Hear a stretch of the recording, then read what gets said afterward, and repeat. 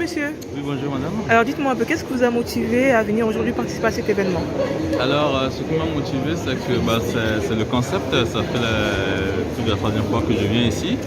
Et le fait de se retrouver ici à travers plus de 40 000 personnes, entrepreneurs, pour échanger et puis avoir des speakers, des gens qui ont l'expérience, tout ça dans le domaine, ça nous permet de booster aussi nous qui sommes dans le domaine, de voir un peu, avoir une vision en fait pour plus tard. Donc, c'est ce qui m'a motivé de venir ici pour cet échange. Aux autres Africains, quelle est l'utilité de venir à ce genre d'événement qui est organisé par les Français? D'accord, ok. Effectivement, c'est très intéressant Oui. comme question. Vous devez la poser. Oui, effectivement, il faut dire que ce genre d'événement, ça permet de recueillir surtout en fait l'expérience. L'expérience parce que aujourd'hui on sait que l'Afrique est en plein développement aussi en matière de tech, etc. et en matière de climat RSE. Et donc c'est toujours intéressant en fait d'avoir d'autres avis, non pas seulement de prendre tout ce qui est dedans, mais de prendre ce qui est intéressant et pour pouvoir en fait ajouter sa sauce dessus et puis le faire à sa manière.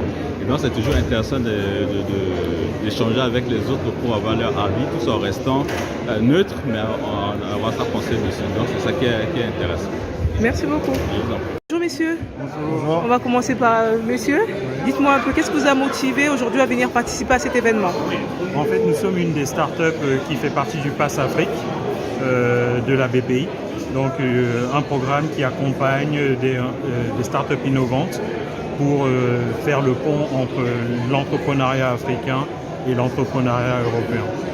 D'accord. Donc c'est ce qui nous amène ici aujourd'hui pour pouvoir présenter notre solution à divers partenaires qui sont triés sur le volet par BPI. Alors monsieur, dites-moi un peu, qu'est-ce que ce genre d'événement apporte aux entrepreneurs? Ce genre d'événement apporte de la visibilité et des contacts, parce qu'en fait c'est un lieu de rencontre entre les entrepreneurs, les porteurs de projets, les investisseurs et les clients potentiels. Sachant que le lien entre tout ça, c'est BPI quand même qui anime l'écosystème des entrepreneurs et des startups françaises avec le monde des clients, des financeurs, etc. Donc c'est pour ça que c'est ce place to be et c'est pour ça que nous sommes là aujourd'hui. Et quels sont les critères justement pour bénéficier de l'aide de la BPI? En fait, il y a tout un parcours d'entreprise, c'est-à-dire que quand vous créez votre idée, vous rapprochez de la BPI de votre région, montez votre idée et vous avez ce qu'ils appellent la bourse French Tech. Et donc BPI commence à vous accompagner dès le début dans le développement de votre entreprise et donc vous suit. Donc en fonction de votre évolution, BPI vous accompagne. Et donc nous aujourd'hui on a fait tous ces parcours, on a levé de l'argent. Et donc là BPI nous accompagne parce qu'on est en phase d'accélération. Donc en fait c'est important d'être dès le départ là, l'utilisation de son idée, se rapprocher des BPI en local pour avoir les premiers fonds, financement BPI pour pouvoir développer son activité. Merci beaucoup. Merci. Bonjour monsieur. Bonjour madame. Alors dites-moi un peu, qu'est-ce qui vous a poussé à venir aujourd'hui participer à cet événement? En fait, je suis un entrepreneur, j'ai une entreprise de fabrication des produits cosmétiques à base des plantes. D'accord. Donc, étant africain, je pense qu'on est même à produire des produits pour nous, pas les blancs qui vont produire quand même les produits à notre place. Donc, nous fabriquons des produits pour tout ce qui est pommade, pour métis et pour noirs. Ça se passe ici ou Tous les produits sont fabriqués en France, donc à base des plantes. Et qu'est-ce que ce genre d'événement vous apporte à vous en tant qu'entrepreneur? Déjà, il y a pas mal d'idées que tu peux piquer ici. Tu peux rencontrer tes pairs, échanger avec eux, avoir des idées. Et également, BPI a quand même pas mal de possibilités que les jeunes, que les entrepreneurs puissent prendre pour se développer. D'accord. Merci beaucoup en tout cas. Je vous en prie. Monsieur. Bonjour. Alors dites-moi un peu, qu'est-ce qui vous a motivé aujourd'hui à venir participer à cet événement? Alors, je suis un habitué. L'année dernière, j'étais là. Après, je travaille beaucoup plus avec la PBI France qui m'a beaucoup accompagné au début de mon projet. Après, donc, je suis vraiment un pur produit de la PBI France. C'est quoi exactement la PBI France? La PBI France, c'est la banque d'investissement public qui accompagne beaucoup plus ceux qui sont dans le secteur privé. D'accord.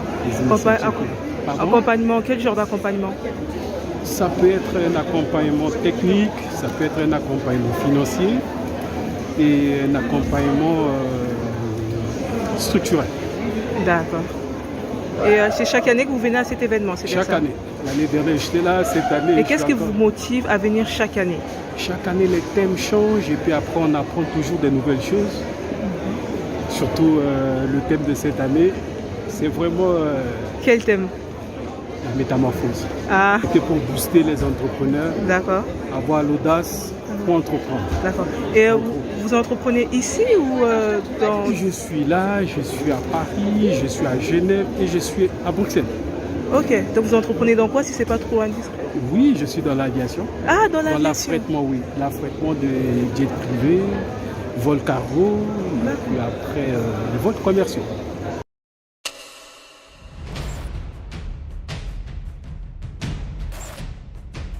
Au moment que nous vivons, devant tant de changements, on n'a qu'un choix. Aller plus vite et plus fort et inventer l'avenir. C'est le seul moyen d'avoir des perspectives.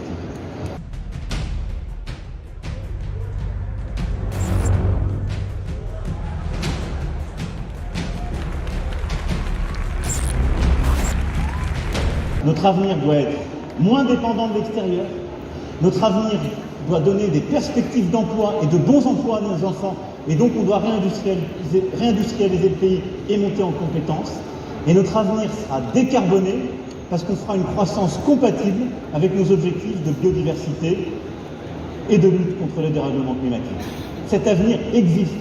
Il est dans nos mains si on investit, si on réforme et si nous sommes audacieux. Donc allez-y à fond, ayez de l'audace. Merci. Vive la République et vive la France.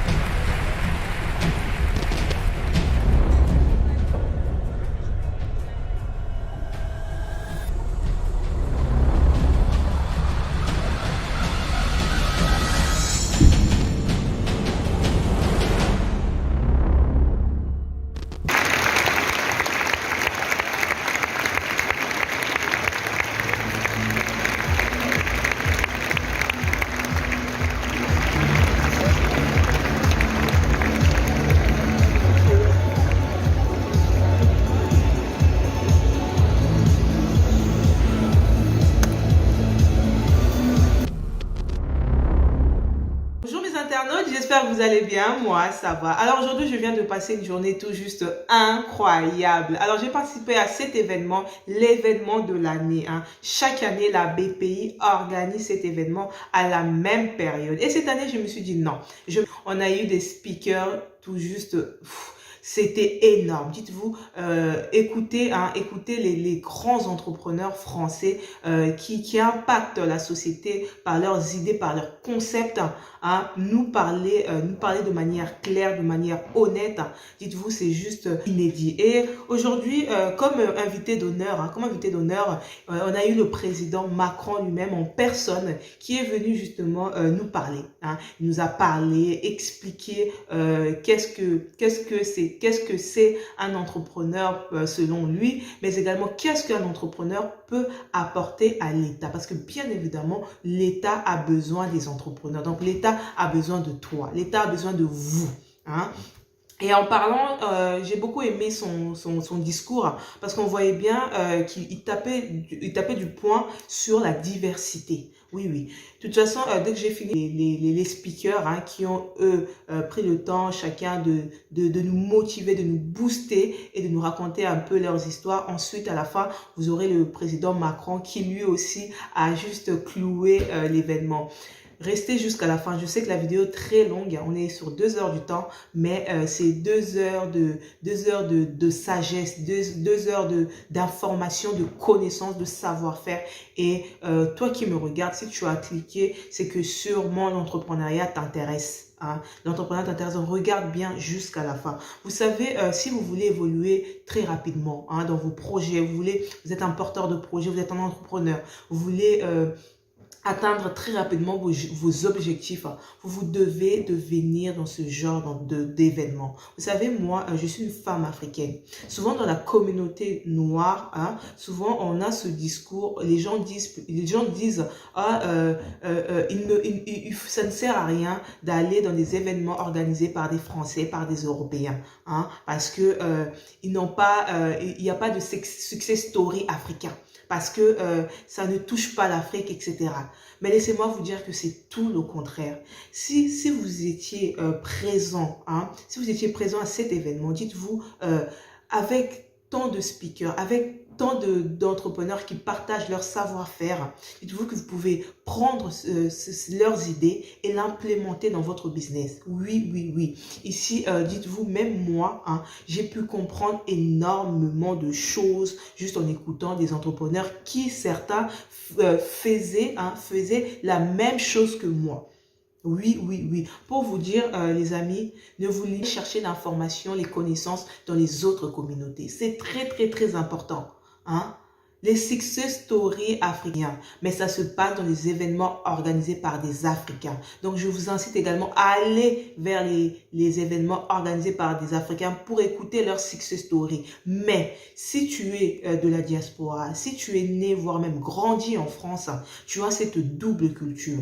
Et dans double, il y a deux. Donc, tu te dois également de t'informer, de t'alimenter avec toutes les informations que les Français, les Européens, les entre guillemets, sans être péjoratifs, les Blancs peuvent t'apporter. Parce que eux aussi ont des très bonnes informations. Et comme vous le savez, ils sont souvent très en avance dans certains sujets, dans certains sujets, et bien évidemment dans certains domaines. Donc, il est très important d'aller également participer à ce type par les Français. Très important. Double culture veut dire diversité. Double culture veut dire vous avez plus d'opportunités. Donc, profitez-en. Ne vous limitez pas, s'il vous plaît. Super important. Bon, sans plus tarder, rentrons dans le déroulement de l'événement et on se retrouve tout juste après pour commenter. À tout de suite.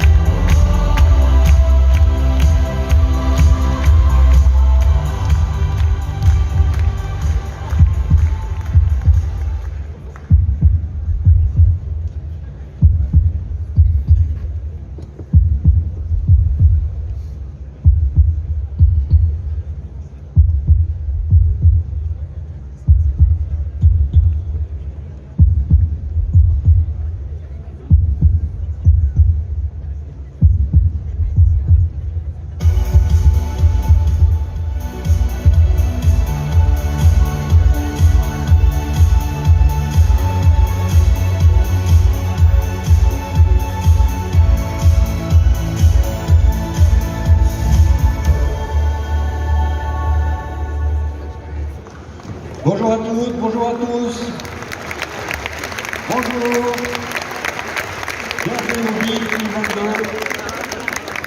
2022, le bus de la métamorphose. Qu'est-ce que vous avez vu à l'instant?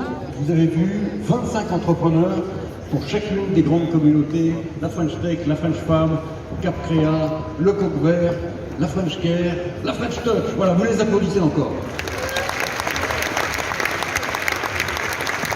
Le thème de cette année, c'est la métamorphose. Mais avant de vous en parler, vraiment, je voudrais citer 4 ou 5 entreprises qui ont travaillé pour construire cet événement avec nous, parce que ce sont des entrepreneurs.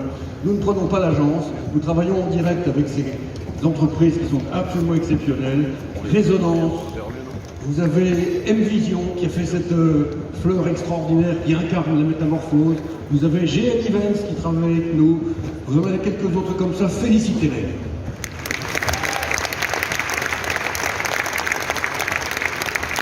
Alors la métamorphose, pourquoi? C'est vrai que c'est un grand mot, c'est un mot profond, c'est un mot spirituel. C'est un thème qu'on a décidé l'année dernière. On l'a décidé avant la guerre. On l'a décidé à un moment où on pensait que l'inflation retomberait assez vite. On l'a décidé juste après le Covid en se disant tout de même quelque chose est en train de se passer. On l'a décidé avant la grande démission, très forte dans d'autres pays, quand même un peu existante dans notre pays. Et aujourd'hui, on est confronté à ceci. Quelque chose change en nous, on le sait. Des mondes anciens rentrent dans le passé. On pensait qu'ils étaient éternels, et bien ils ont disparu. Et ça veut dire que c'est la métamorphose. Un peu comme si on ne reconnaît pas son corps, on a l'impression que des feuilles poussent au bout des doigts, un peu comme les tableaux de Gérard Garouste qui était sur cette scène l'année dernière et qui vous racontait son art. À partir de là, on n'est plus ce qu'on était, on n'est pas encore ce qu'on va être. C'est un moment très particulier.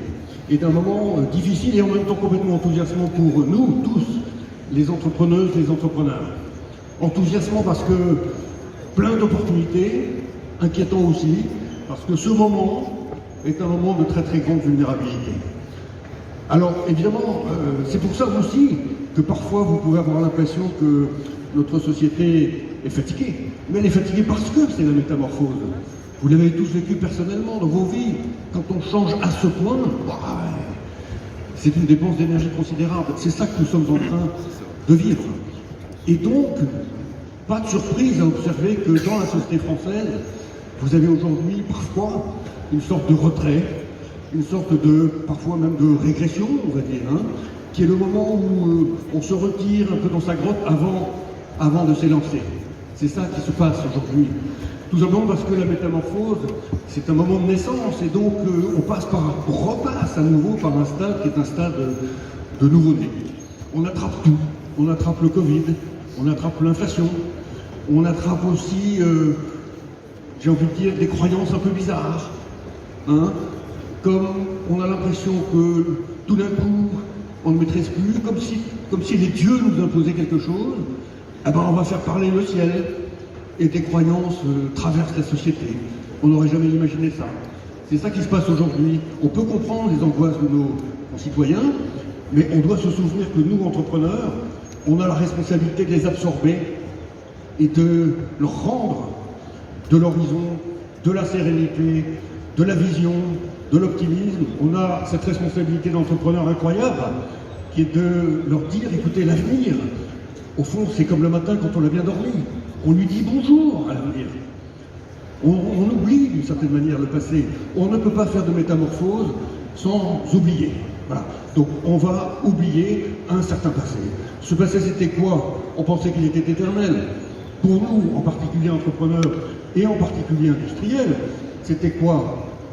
L'argent gratuit, c'était le travail au bout du monde gratuit, pas cher, c'était les coûts de transport à des niveaux dérisoires, etc., etc. Ce monde est révolu.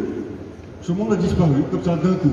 Qui aurait pu l'imaginer il y a quelques années? Donc nous, entrepreneurs, devons nous adapter à un nouveau monde qui est un monde beaucoup plus colérique, avec la colère des prix, la colère des nations, la géopolitique a complètement changé, la colère des citoyens aussi, il faut bien le reconnaître, la colère des mots, les mots sont plus les mêmes, les mots changent, la langue change.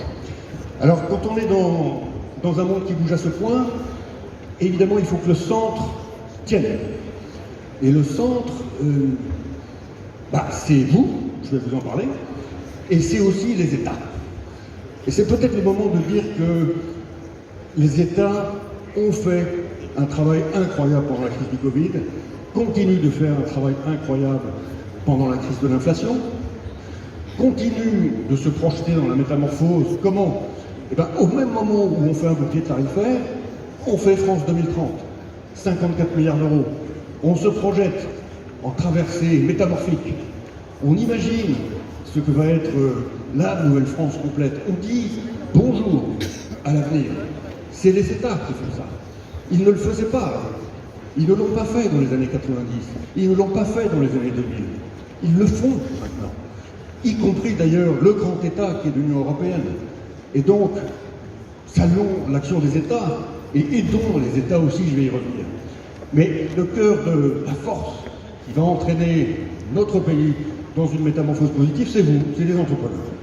C'est vous, parce que c'est vous qui êtes féconds, c'est vous qui inventez, innovez, entraînez vos équipes, c'est vous qui, parce que vous avez une singularité incroyable et que vous l'entendez, vous avez vos intuitions, c'est vous qui tirez par la volonté, par vos ressources inépuisables, j'ai envie de dire, d'énergie et de désir, c'est vous qui tirez le pays.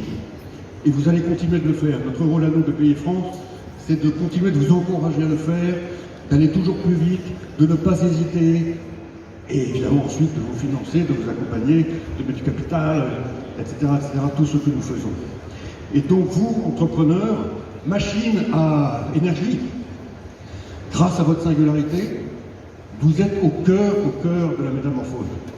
Raison pour laquelle nous avons choisi ce thème. Vous n'êtes pas solitaire, je ne crois pas à l'entrepreneur mystique, je crois à l'entrepreneur qui emmène. Et donc vous avez des numéros 2, des numéros 3, vous avez des numéros 100 dans vos entreprises qui vous aident à tenir ce cap et que vous emmenez.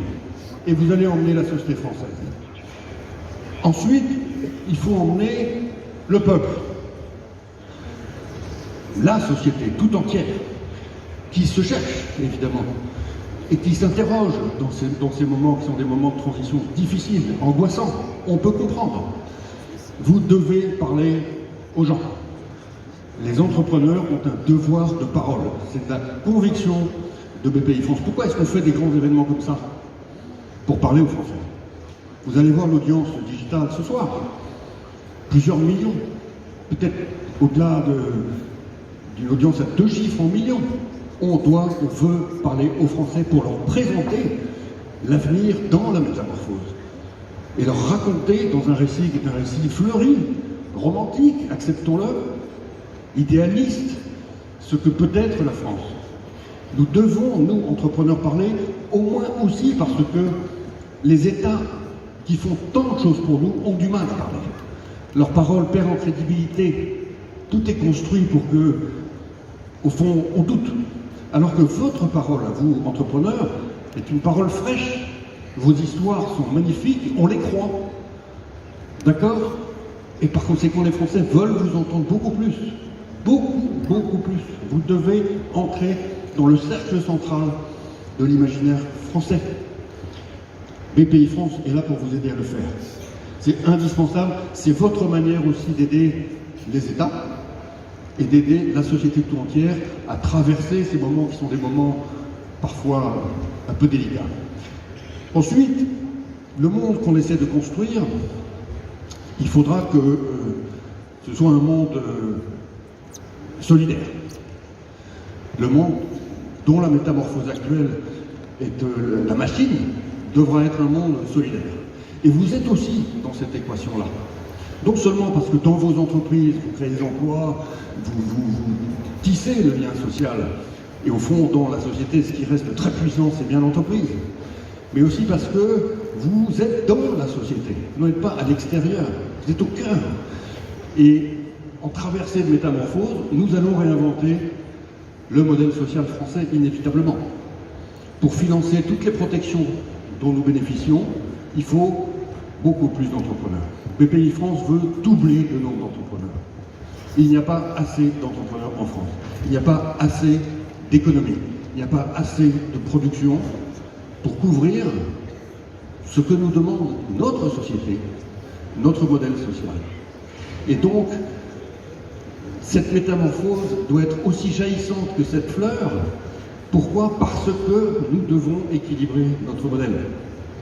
Et c'est une merveille en même temps, c'est la possibilité pour quantité d'individus, au fond, avec le soutien d'un pays en particulier, de tous nos partenaires, des banques, des associations, de tous nos cofinanceurs, des bureaux d'études, tous, et d'accomplir des rêves qui sont des rêves personnels profonds. Moi, ce que je leur dis, c'est n'ayez pas peur, nous avons besoin de vous, tout est cohérent, vous pensez devenir entrepreneur, et bien vous le pouvez. N'ayez pas peur. Donc quel est le rôle de la BPI dans tout cela? La BPI, elle se métamorphose aussi. Elle se métamorphose en banque du climat, elle se métamorphose en banque de la réindustrialisation, elle se métamorphose, on l'a vu hier matin, c'était extraordinaire, en banque de la deep tech, avec toute une nouvelle génération d'entrepreneurs venus du monde universitaire, des paillasses des laboratoires, qui vont complètement renouveler l'économie française. Mais le cœur du cœur de notre mission, c'est bien de vous dire aux jeunes qui ont peur dans une angoisse écologique, n'ayez pas peur. Aux femmes qui ont peur de devenir entrepreneurs, n'ayez pas peur. Aux entrepreneurs eux-mêmes qui ont peur de changer leur business plan, de faire une acquisition, n'ayez pas peur. Notre rôle à nous, c'est de vous dire, on sera là. On sera là et vous allez faire la métamorphose de l'économie française. Voilà. Merci à tous, passez une bonne journée.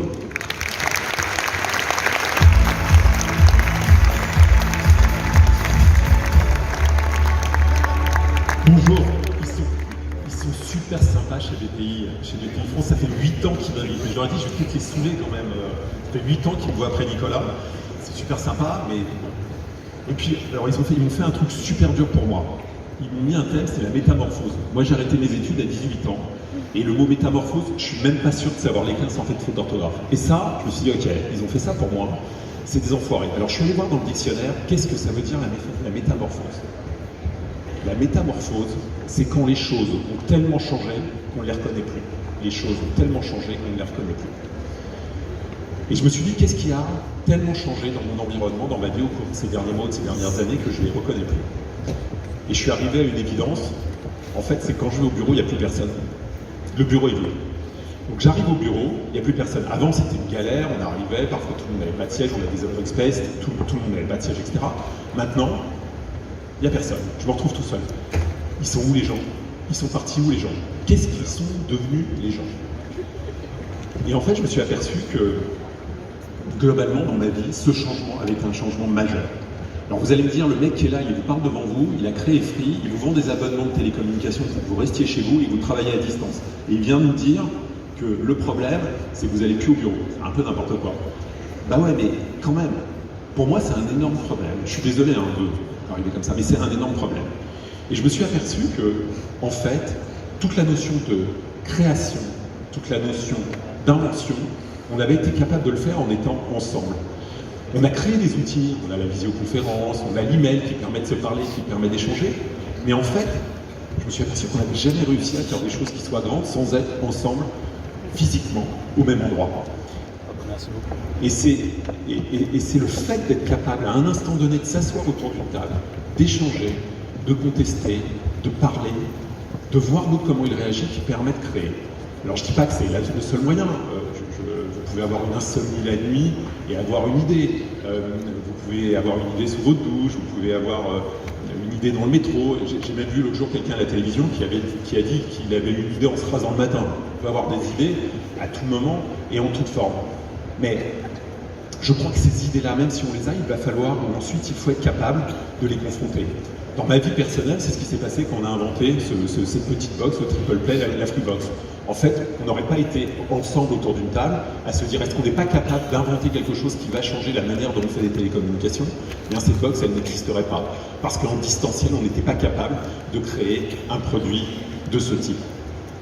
Et je me suis aperçu d'autre chose, c'est que toutes les initiatives que j'ai pu ou qu'on a pu mettre en œuvre ces dernières années étaient basées sur le fait, sur l'idée que si on n'était pas ensemble, physiquement, on n'arrivait pas à faire quelque chose. Je vais vous donner quelques exemples. On a créé une ferme à la sortie de Paris qui s'appelle Hectare. C'est un endroit où on essaye d'apprendre l'agriculture d'une manière différente, des jeunes et des moins jeunes, d'être capable de mélanger de la technologie de l'agriculture, d'être capable d'apprendre des nouvelles manières de faire de l'agriculture. Mais comment pouvons-nous envisager d'apprendre ce métier sans avoir une présence physique et sans être ensemble pour montrer le geste, pour montrer la chose? Et en fait, on aurait voulu faire ça de manière distancielle, ça n'aurait pas marché. Un autre exemple qui me paraît super parlant, c'est il y a maintenant 5 ans, on a ouvert un incubateur de start-up, un grand campus de start-up à Paris qui s'appelle Station F. Et jamais il nous est venu à l'esprit que ce lieu soit dématérialisé, que l'on ne soit pas ensemble physiquement. Station F, c'est un endroit où il y a 1000 start-up, 1000 entrepreneurs qui sont là, qui échangent. Et en fait, tout ce qui se passe là-bas, toute l'émergence qui arrive de ces entrepreneurs, c'est parce que ces entrepreneurs sont là, ils sont là physiquement, à échanger, à apprendre, à fusionner ensemble, à échanger des talents, à travailler ensemble. Et cette présence physique ensemble permet de faire vivre ce lieu, permet de créer des grandes entreprises. Un autre endroit encore plus caractéristique où on a eu cette idée, ce concept, c'était 42. 42, c'est une école de code à Paris qu'on a créée. Il y a 4000 élèves à Paris, il y a 50 écoles dans le monde qui apprennent le code. Elle est réputée pour être la meilleure école où on apprend le code. Vous allez me dire, c'est un truc qui aurait pu marcher en distanciel. Mais non, d'entrée, on l'a créé de manière présentielle. C'est une école sans prof et qui ne marche justement que sur l'échange entre deux personnes, sur le peer-to-peer learning, c'est-à-dire la capacité qu'on ait d'avoir à échanger avec l'autre. Et à chaque fois qu'on a essayé de mettre cette école en distanciel, ce truc n'a pas fonctionné. Et donc en fait, la présence à un instant donné de personnes, de jeunes qui sont capables d'échanger, d'apprendre ensemble, crée la formation, crée l'apprentissage, crée le savoir. Et on a un exemple super parlant. Dans cette école, il y avait 2 jeunes garçons qui étaient étudiants, et en fait, ils ont échangé sur un sujet ensemble, physiquement, et c'est très marrant la manière dont ils le racontent, avec une idée simple en se disant il faut qu'on tue les réseaux sociaux de la manière dont ils sont. C'est-à-dire que les réseaux sociaux de la manière dont ils sont, c'est un problème, ça marche pas, c'est un truc intrusif, c'est pas la vraie vie, c'est une image magouillée. Et ils ont eu cette réflexion en étant ensemble, en parlant avec d'autres élèves de l'école, et ils ont créé au bout un produit qui s'appelle Biril. Alors, vous allez me dire qu'est-ce que c'est que Biril? Biril, c'est l'application numéro 1 aux États-Unis depuis 5 mois, ça tue tous les réseaux sociaux, c'est copié par Instagram, c'est copié par TikTok parce que ça montre une réalité. Mais cette création, elle a existé parce qu'ils étaient assis, ils ont été capables d'échanger ensemble, et en distanciel, ils n'auraient pas vécu la même chose, et ils le racontent très très bien. Puis un autre endroit, en fait, qu'on ne peut pas oublier, c'est aujourd'hui ici, le Big. Pourquoi on est tous là physiquement? Pourquoi on vient tous ici? Mais parce qu'on sait que ce qui va se passer dans ces échanges-là, on n'est pas capable de vivre en distanciel. On va être capable de rencontrer des gens, on va être capable de leur parler, on va être capable de les croiser, on va être capable d'échanger, on va être capable de discuter, on va être capable d'être d'accord. Et je crois que le Big, et c'est en ça où c'est fantastique, c'est l'endroit où on va réunir tous les entrepreneurs parce que ça va être l'endroit où ils vont être capables d'échanger ensemble pour apprendre et pour avancer. Voilà. Donc pour moi, cette métamorphose, la chose que je ne reconnais plus aujourd'hui, c'est cette manière dont nous travaillons, et j'espère qu'on va essayer de revenir en partie dans une métamorphose dans l'autre sens pour revenir vers un monde qui est celui d'hier. Si j'essaye de regarder la métamorphose dont j'ai envie demain et qui correspond à nous, que j'ai envie de voir demain et qui correspond à nous les entrepreneurs, la chose qui me paraît très importante, on n'a plus beaucoup de temps, il y a la musique, la chose qui me paraît super importante, c'est de se dire le monde a changé, il a évolué. On a pris conscience que notre planète, elle est unique. Pendant des années, j'ai vécu comme un entrepreneur en ne tenant pas compte du monde de demain. Vous êtes des entrepreneurs, il ne faut pas se reposer sur l'État, à vous d'inventer les solutions pour faire évoluer tous les sujets énergétiques, tous les sujets de création d'énergie nouvelle. C'est votre travail d'entrepreneur, ne vous reposez pas sur les États. Voilà, merci, bonne journée, bon week et merci.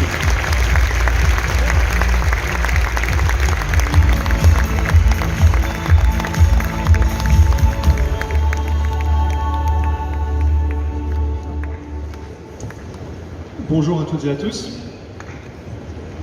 Qu'est-ce que William Thomson aurait dit s'il avait été à ma place aujourd'hui? Alors, William Thomson, il est plus connu sous le nom de Lord Kelvin, grand physicien et mathématicien. Eh bien, en 1895, il a dit « Faire voler des machines plus lourdes que l'air, c'est physiquement impossible. » C'est physiquement impossible. Moins de 10 ans plus tard, les frères Wright faisaient voler le Flyer pour la première fois. Et quelques années plus tard, il faisait du vol motorisé, contrôlé. Et on a vu quelques années plus tard, dans la Première Guerre mondiale, l'aviation se développer. En moins de 10 ans, cette métamorphose a eu lieu au sens vraiment propre du terme. C'est la chenille qui rampait et qui a étendu ses ailes et est devenue papillon. Je trouve que cette comparaison est très inspirante pour nous qui travaillons dans l'aviation. Ça, c'était la première métamorphose dans le domaine de l'aviation. Il y en a eu plusieurs derrière. La deuxième métamorphose, c'est dans le domaine de la sécurité des vols. La durée de vie moyenne d'un avion pendant la Première Guerre mondiale, c'était une demi-heure. Sa durée de vie moyenne en vol. Et juste après la Deuxième Guerre mondiale, alors que l'aviation commerciale avait commencé à se développer, le niveau de sécurité qu'on avait à l'époque, beaucoup de gens ont pris l'avion dans les années 50-60, était 250 fois plus mauvais que ce qu'il est aujourd'hui. Pas 2 fois ou 3 fois ou 10 fois, 250 fois. On a amélioré d'un facteur 250 depuis les années 50. Une transformation absolument incroyable de la fiabilité, de la performance et de la sécurité de l'avion, qui est devenu le moyen de transport aujourd'hui le plus sûr pour aller d'un point A à un point B sur cette planète. La troisième transformation, la troisième métamorphose de l'aviation, ça a été de passer d'un moyen de transport réservé à un tout petit nombre de gens riches, voire très riches, à un moyen de transport démocratique.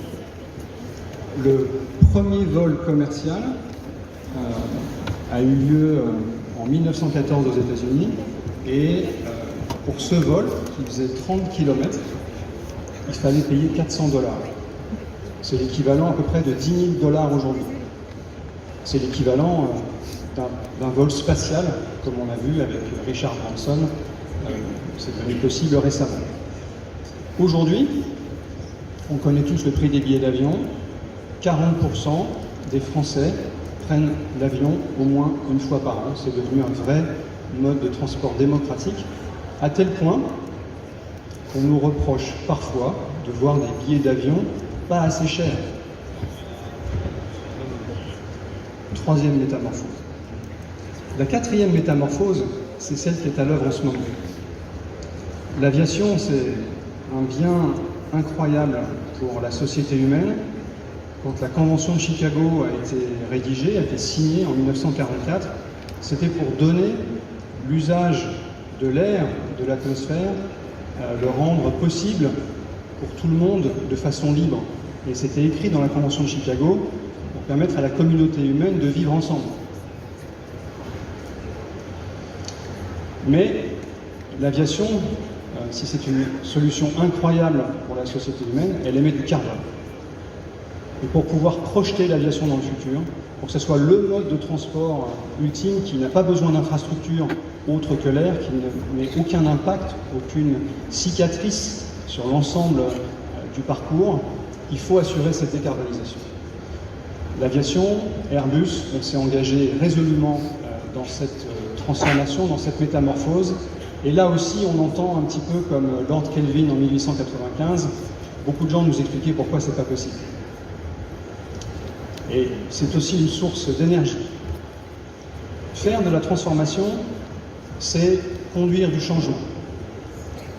Et il y a une définition du leadership, d'ailleurs je vais en citer plusieurs définitions du leadership, que j'aime beaucoup, qui est le leadership, c'est la capacité à conduire du changement. Donc, transformer, faire de la métamorphose, pour vous les chefs d'entreprise, c'est peut-être avant tout conduire du changement. Une autre définition du leadership qui est intéressante, c'est un leader, c'est un importateur de stress et un exportateur d'enthousiasme. Ce stress, c'est un peu l'équivalent de tous les gens qui viennent nous expliquer pourquoi ça ne va pas marcher, pourquoi c'est pas possible, pourquoi il y a tellement d'obstacles que vous n'allez pas y arriver. Le métier d'entrepreneur, le leader, le transformateur, c'est de prendre toute cette énergie négative, des raisons pour lesquelles on ne va pas y arriver, et de passer de l'énergie positive, de l'enthousiasme. Et puis il y a une troisième définition du leadership que j'aimerais partager avec vous, c'est le leadership, c'est make them want, donnez-leur envie. Et donc, la question que j'ai envie de vous poser, c'est est-ce que vous avez envie? Est-ce que vous avez vraiment envie? En fait, est-ce que vous avez tellement envie que vous arrivez à donner envie aux autres? Merci de votre attention et bonne chance à tous.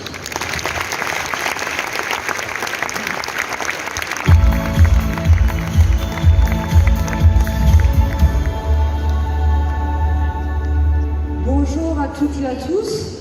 Alors moi d'habitude, je suis invitée pour parler de transformation. Alors aujourd'hui, en nous invitant à réfléchir sur la métamorphose, Nicolas Dufourcq et ses équipes nous invitent à nous challenger comme jamais. Et je pense que c'est vraiment la question de l'époque, se challenger comme on l'a jamais été par le passé. Alors la métamorphose, beaucoup en ont parlé avant moi. Qu'est-ce que c'est? C'est un changement radical. Je dois insister sur le fait que c'est un changement radical entre deux états qui, aussi différents soient-ils, sont liés par un lien de causalité. Et cette causalité, qu'est-ce que c'est? C'est de vous faire vous réaliser à vous-même et aux autres. C'est d'accomplir votre vocation. Certains ont parlé de cette chenille qui devient papillon, et c'est l'histoire dont je voudrais vous parler. Alors Radio France, peut-être que certains d'entre vous ici connaissent Radio France, peut-être que vous écoutez certaines de nos radios.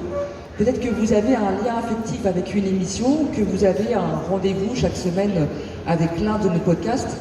Statistiquement, ça serait normal puisque ce sont 15 millions de personnes qui nous écoutent chaque jour, alors même que nous sommes plutôt une petite entreprise, disons une ETI. Mais nous sommes une entreprise à fort impact et à fort effet de levier parce que justement, la métamorphose est notre obsession. Alors, ces dernières années, on a vu surgir la vague du numérique. Et on s'est dit qu'on ne voulait pas passer à côté, qu'on allait surfer dessus pour se transformer de médias radio en médias audio qui peut être écouté librement partout, à tout moment, dans tous les interstices de vos vies. Vous pouvez écouter un son. Et c'est ce qui nous a permis d'ailleurs d'être leader non seulement sur notre métier de départ, notre métier de radio classique, mais aussi notre nouvel horizon qui est celui de l'audio, celui du podcast, à tel point que notre stratégie aujourd'hui inspire beaucoup de nos homologues étrangers. Je pense qu'il n'y a pas beaucoup de secteurs dans lesquels c'est l'acteur de service public, de surcroît l'acteur historique qui donne le là et qui est pionnier dans l'innovation. Mais ce dont je voudrais vous parler, c'est pas tellement de notre métamorphose à nous, c'est de votre métamorphose. Parce que ce qui nous intéresse, nous, dans le quotidien, c'est d'accompagner individuellement et collectivement les Français dans les métamorphoses de la société. Parce qu'en tant que médias, nous sommes à la fois un miroir de la société et le moteur de certains de ces changements. Alors, c'est une forte responsabilité, et la première d'entre elles, celle qu'on s'efforce d'accomplir, c'est d'être un antidote à beaucoup de dérives qu'on voit aujourd'hui et qui font que justement la métamorphose ne s'accomplit pas correctement. Le numérique a porté dès l'origine en lui-même la promesse d'une agora ouverte, d'un lieu d'échange libre, d'un lieu d'accès à la connaissance, d'un lieu où on peut avoir accès à une profusion de contenus. Mais la réalité, qu'est-ce qu'elle est? La réalité, c'est celle des réseaux sociaux, où quand vous êtes jeune, vous êtes sur TikTok. Quand vous êtes branché, vous êtes sur Instagram. Quand vous êtes plutôt senior, vous êtes sur Facebook. Chacun se reconnaîtra dans ces différentes catégories, mais surtout, dans votre réseau social, vous êtes de plus en plus confronté qu'à des gens qui vous ressemblent. Et c'est là qu'est le problème. Parce que ce soit la mécanique à l'œuvre sur les réseaux sociaux, que ce soit les algorithmes de ces grandes plateformes, ils conduisent inexorablement à ce que chacun soit dans son couloir de nage, et pire encore, qu'il soit dans son bassin, et que dans ce bassin dans lequel il est, ce qui circule le plus, ce sont les contenus qui font le buzz, les contenus les plus trash, les contenus qui sont les plus extrêmes. Face à ça, qu'est-ce qu'on s'efforce de faire, nous, à Radio France, avec nos différentes radios, nos différents contenus? On s'efforce de favoriser la découverte. La découverte, c'est absolument essentiel aujourd'hui pour élargir ses horizons, pour s'élargir au monde qui évolue autour de nous. C'est pour ça que, par exemple, c'est la découverte de l'autre, dans l'interview d'une personnalité qui ne pense pas comme vous, qui va vous agacer, vous énerver, vous titiller, vous surprendre, mais vous faire réfléchir. La découverte aussi, c'est la découverte de nouveaux goûts culturels, artistiques, Pourquoi? Parce que cette découverte de nouveaux goûts, c'est ça aussi qui vous aide à accomplir votre métamorphose à vous. Aujourd'hui, je ne pense pas que vous écoutiez les mêmes musiques que celles que vous écoutiez quand vous étiez adolescent, parce que vos goûts ont changé sous l'influence de votre entourage, de vos amis, peut-être de vos enfants, voilà, de personnes dans lesquelles vous avez confiance. Et nous, on essaie d'être l'un de ces acteurs de confiance en faisant en sorte que ce soit de l'humain qui joue ce rôle si important de prescription. Ce sont des gens passionnés qui vous recommandent un livre à lire, un film à aller voir, une musique qui est à côté. Parce qu'on pense que c'est important d'élargir les horizons et de pouvoir avoir accès à la richesse, à l'évolution de ce qui se passe et ce qu'on connaît aujourd'hui. On essaie de le faire aussi sur notre plateforme, Radio France, qui est une véritable bibliothèque audio de savoir, de connaissances, d'informations en développant un algorithme qui a pour logique de favoriser la découverte de ce qui est nouveau, plutôt que de rechercher l'efficacité du clic à tout prix. Alors, autre enjeu évidemment important pour un média comme le nôtre, c'est l'enjeu de l'information. L'information aujourd'hui, c'est un enjeu parce que vous le savez tous, on vit dans une société qui est de plus en plus fragmentée, avec des îlots qui cohabitent de plus en plus difficilement les uns avec les autres, avec des générations dont les usages s'éloignent de plus en plus les uns des autres. Et pourtant, nous savons que face aux défis que nous avons devant nous, que ce soit le défi démographique, que ce soit le défi de la transformation énergétique et climatique, face à ces défis, nous avons besoin de débats. Parce que si les années qui viennent ne sont pas des années de débat, ce seront des années de conflit. Et c'est une responsabilité très importante. Nous l'appliquons par exemple à la question de l'environnement. Moi j'ai été marquée il y a quelques mois par une étude de l'OCDE qui a montré qu'en France, 43% des personnes doutent de l'origine humaine du réchauffement climatique. Ce qui fait que l'OCDE nous classe dans les pays dont le taux de climato-scepticisme est le plus élevé à l'égal des États-Unis, ce qui est quand même un comble. Eh bien, nous, ce qu'on a essayé de faire en cette rentrée, c'est d'impulser un tournant qui a une logique très simple. Nous, le changement climatique n'est pas un sujet de débat, c'est un fait scientifique et nous voulons, nous, débattre des solutions pour faire la métamorphose vers une société moins carbonée. Et là, j'entends une musique qui me fait passer à mon dernier point, c'est la jeunesse. Parce que ça, on le pense pour les futures générations qui ont des idées très nouvelles, une grille de lecture sur le monde qui est très différente des anciennes. Une grille de lecture voilà, qui est peut-être moins légère qu'autrefois. Un renouvellement des idées qui correspond à ce qu'on a connu en mai 68, qui est extrêmement fort. Cette jeunesse, on lui donne la parole. Et là, ce que vous allez entendre, on a voulu faire entendre la parole des jeunes qui avaient 20 ans pendant le Covid. Et donc on a lancé un concours de chansons, avoir 20 ans en 21. Et là, la personne qui chante, c'est une jeune femme qui avait 20 ans. Et la parole est grave puisqu'elle disait « Je ne voudrais pas avoir 20 ans depuis 20 ans ». Et bien notre rôle à tous ici, collectivement, c'est d'aider cette jeune génération à faire sa métamorphose. Merci beaucoup.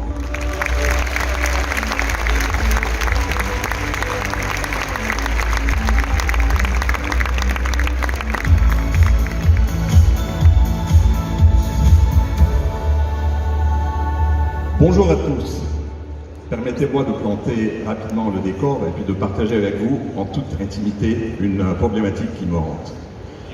Nous sommes un éditeur de logiciels, 2500 personnes environ, spécialisés dans les marchés financiers, basés en France avec une clientèle lourdement internationale. C'est ce qu'on appellerait aujourd'hui une fintech avec ADN de start-up et c'est ce qui me permet de circuler depuis librement sans uniforme. Notre domaine est soumis à deux tsunamis. Tout d'abord la révolution technologique que nous connaissons tous, et puis depuis 2008, depuis la grande crise de crédit, un déferlement de nouvelles réglementations qui a quasiment tout changé dans les marchés de capitaux. En bref, la notion de métamorphose régulière est devenue nécessaire et parfaitement admise dans notre domaine. La problématique maintenant. Il y a 20 ans, notre domaine était dominé par les Américains, mais également les Français, de par la formation, de par la créativité des startups de l'époque. Aujourd'hui, ce n'est plus le cas et la France n'est plus leader. Les sociétés de notre domaine, de notre micro-domaine, ont toutes été consolidées, c'est-à-dire qu'elles ont été vendues, soit à des gros fonds spécialisés, généralement à l'étranger, soit à de grosses sociétés de tech, généralement américaines et parfois anglaises. Au passage, la logique industrielle a souvent été effacée, et les centres de décision, de création, et de fabrication ont quitté la France. Se pose alors à nous une question depuis plusieurs années, est-ce que c'est normal? Est-ce que c'est l'étape naturelle pour notre domaine de la métamorphose, l'étape finale? Est-ce que c'est trop dur d'innover lorsqu'on est une société de notre taille?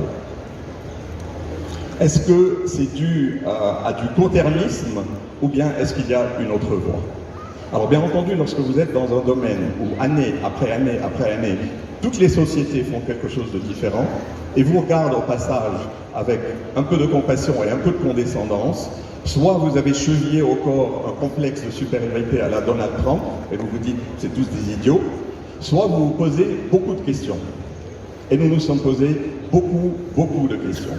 Et nous avons conclu que notre domaine était un domaine d'infrastructure de marché de capitaux, et quand bien même nous avions un certain nombre d'idées à appliquer, nous n'étions pas capables de les appliquer en 3 à 5 ans. Et il nous fallait donc un autre modèle adapté. Ce modèle, nous l'avons mis en œuvre, tout d'abord par les tripes, intuitivement, comme beaucoup d'entrepreneurs dans cette salle, et ensuite nous l'avons formalisé. Il est basé sur une logique industrielle et il est basé sur le temps long. En gros, qu'est-ce que ça signifie? Nous avons essayé de trouver le bon équilibre entre la profitabilité à court terme et l'investissement dans le très long terme. Et c'est pour cela que nous avons toujours voulu rester indépendants, pour nous battre contre la tyrannie des chiffres et des modes. Et c'est pour cela que nous avons toujours investi régulièrement, bêtement presque, la crise de 2008, la crise de 2011, le début du Covid, les robinets de l'investissement en faveur de l'innovation n'ont jamais été fermés. Le deuxième point, c'est l'innovation, justement. Comment faire en sorte qu'elle devienne systémique? D'abord, où faut-il innover? Il faut trouver un domaine dans lequel on a quelque chose de particulier à dire. Dans notre cas, c'est l'intersection entre la finance et la technologie. Et puis, il faut un certain nombre de paris industriels très coûteux, très risqués pour une entreprise comme nous, mais c'est inévitable. Il n'y a pas d'autre choix.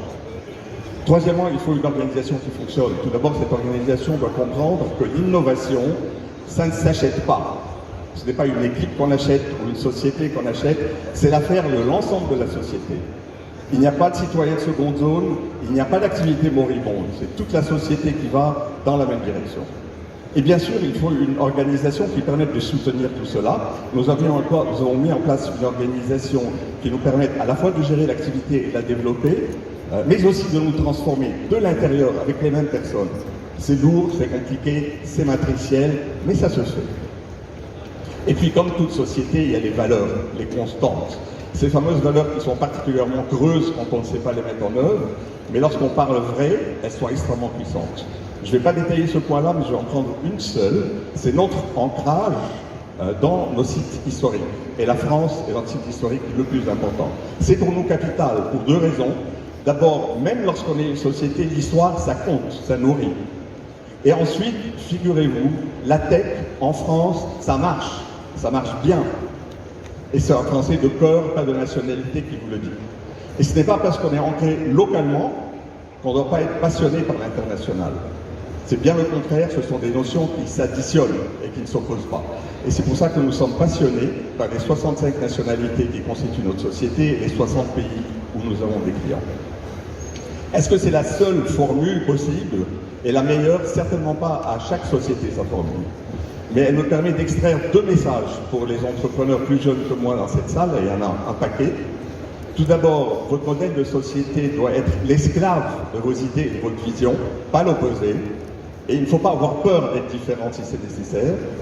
Et deuxièmement, le temps long, c'est dur à porter, mais ça marche sacrément bien et ça revient.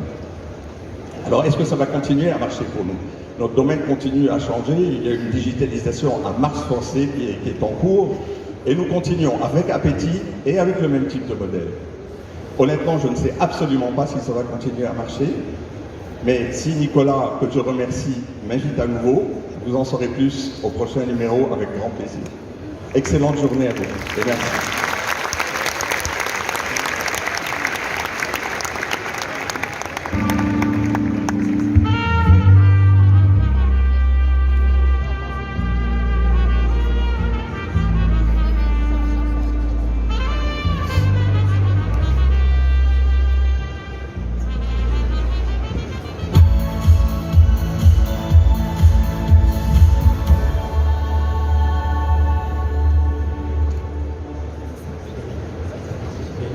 j'ai compris enfin pourquoi Dali avait fait une sculpture qui s'appelait le homard aphrodisiaque. Le homard est l'exemple matériel et le plus héroïque de la métamorphose. Le homard, 2 fois par an, doit quitter son armure dans un instant tragique de 3 minutes où il est à la merci de tous les prédateurs pour arriver au monde avec une renaissance et de nouveaux atours. J'ai eu moi-même l'enfance d'un homard. J'ai construit ma relation avec la métamorphose en pension. J'ai lié la métamorphose à la survie. J'étais dans ce pensionnat gris, sombre, et je devais m'inventer un royaume d'utopie. Je devais utiliser cette école de la solitude comme une source immatérielle pour former mon imaginaire. J'ai inventé des lunettes magiques.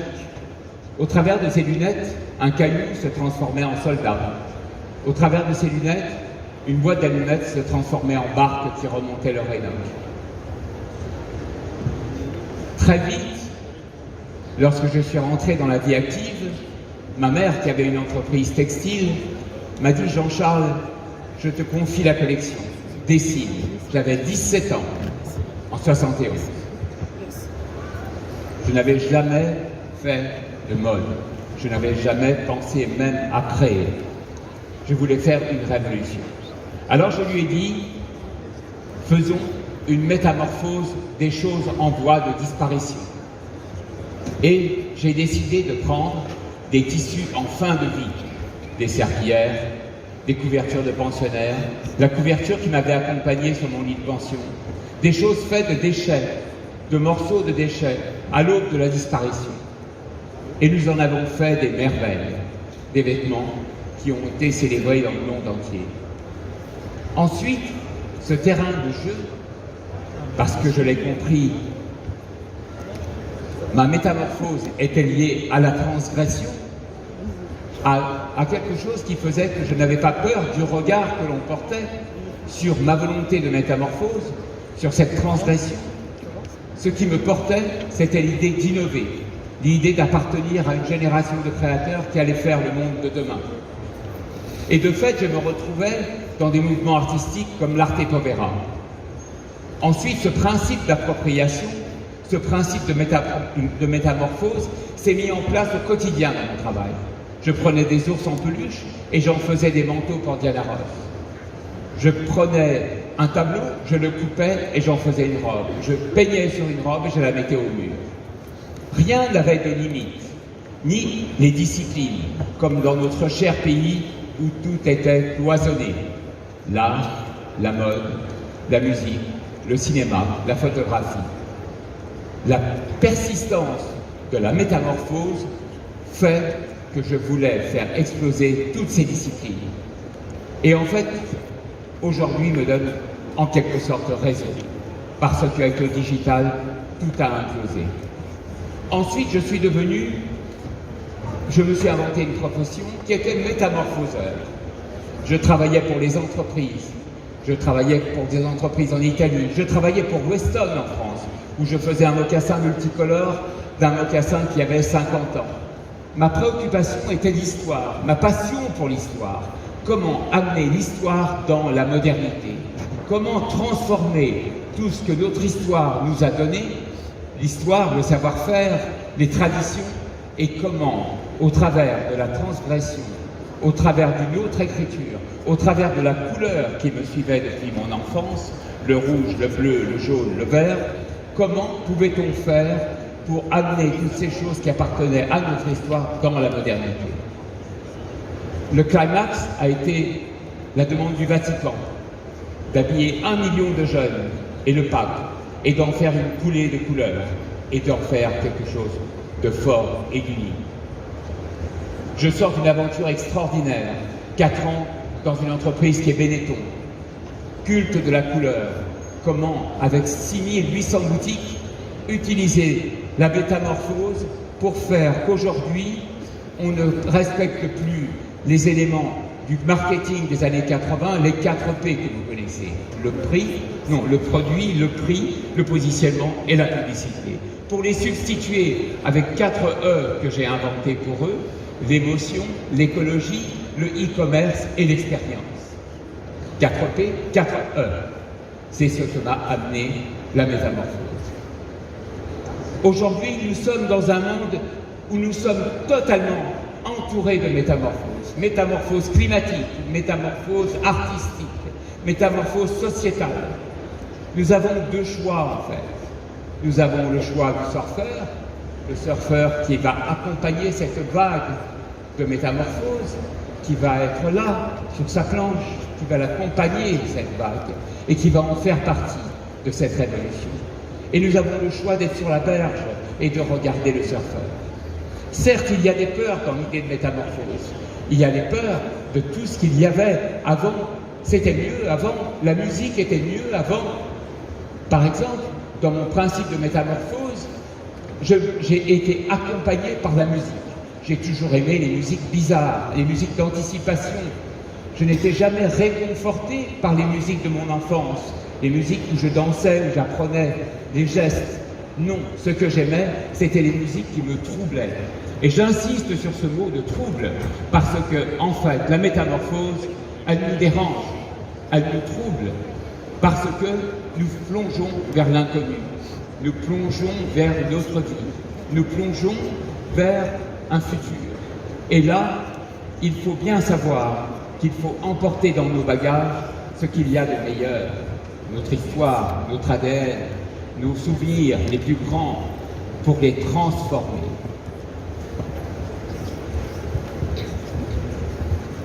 Quand je lis phonétiquement le mot métamorphose, il y a méta.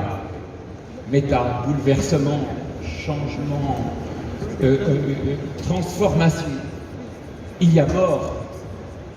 Mort sur des idées reçues, des choses obsolètes.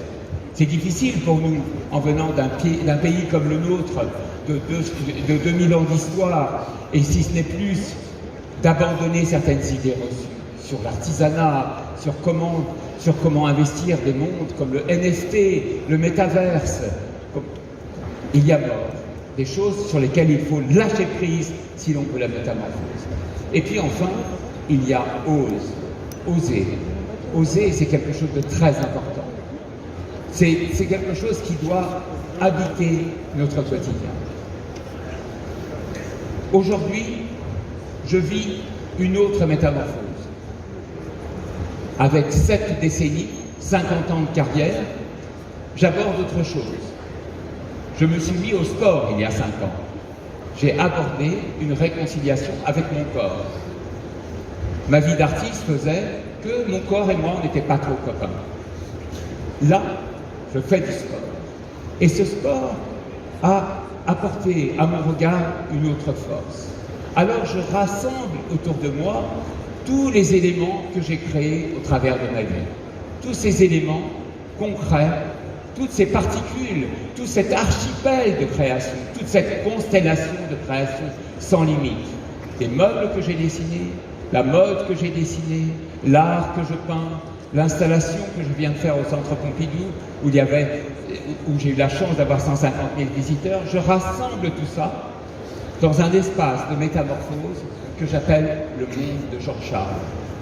C'est un monde où je ne vois plus de limite entre l'acte de création, l'acte de transmission, l'acte d'être un passeur, l'acte de dialogue, et ce qu'appelait Castiglione, le grand poète de la Renaissance italienne, le théoricien de l'élégance, la sprezzatura, qui est cet acte de distance de révéler le talent des autres.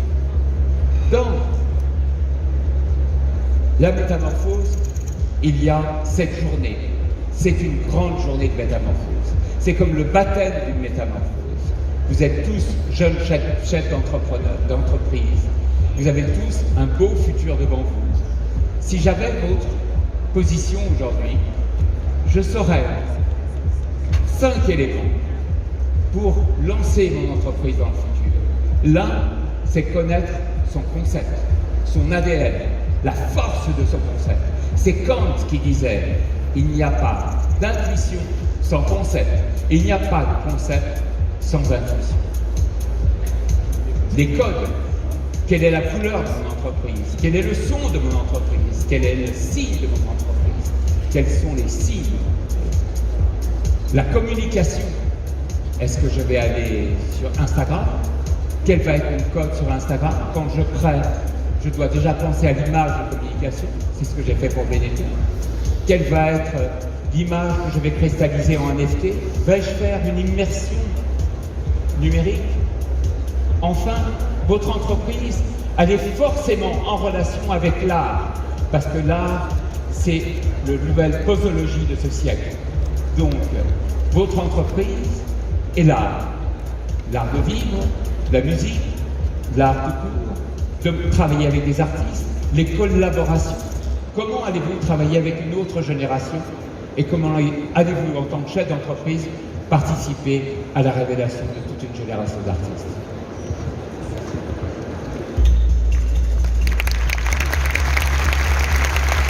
Pour finir, je dirais que vous avez une grande responsabilité. Vous avez la responsabilité de réussir et vous avez la responsabilité de révéler tous les gens qui travaillent autour de vous. Cette énergie, c'est l'énergie de la création. Et aujourd'hui, il n'y a plus de limite entre être entrepreneur et artiste. Good luck.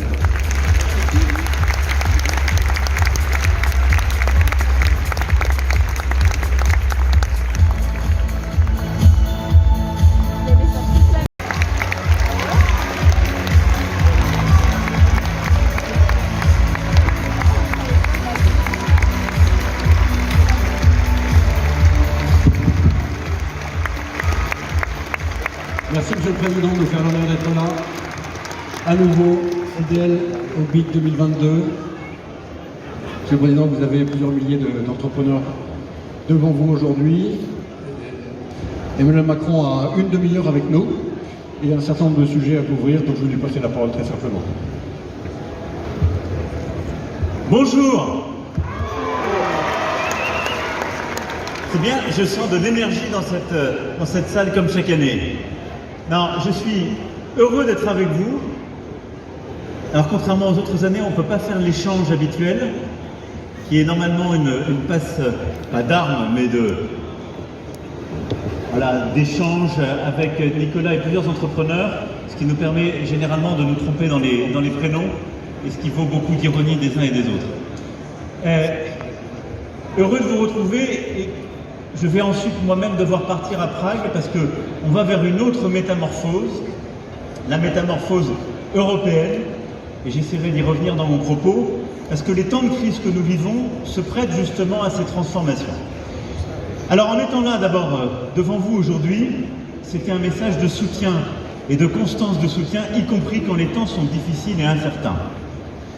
Et je le dis vraiment en remerciant avec l'ensemble des ministres qui sont là, la BPI, le Big Tour, le Big et tous les entrepreneurs partout en France qui se mobilisent tout le long de l'année pour faire tourner notre économie, créer de l'activité, inventer de nouvelles activités et soulever l'énergie entrepreneuriale du pays. Donc merci à toutes et tous et à ceux qui font vivre Big et le Big Tour. Bravo à eux.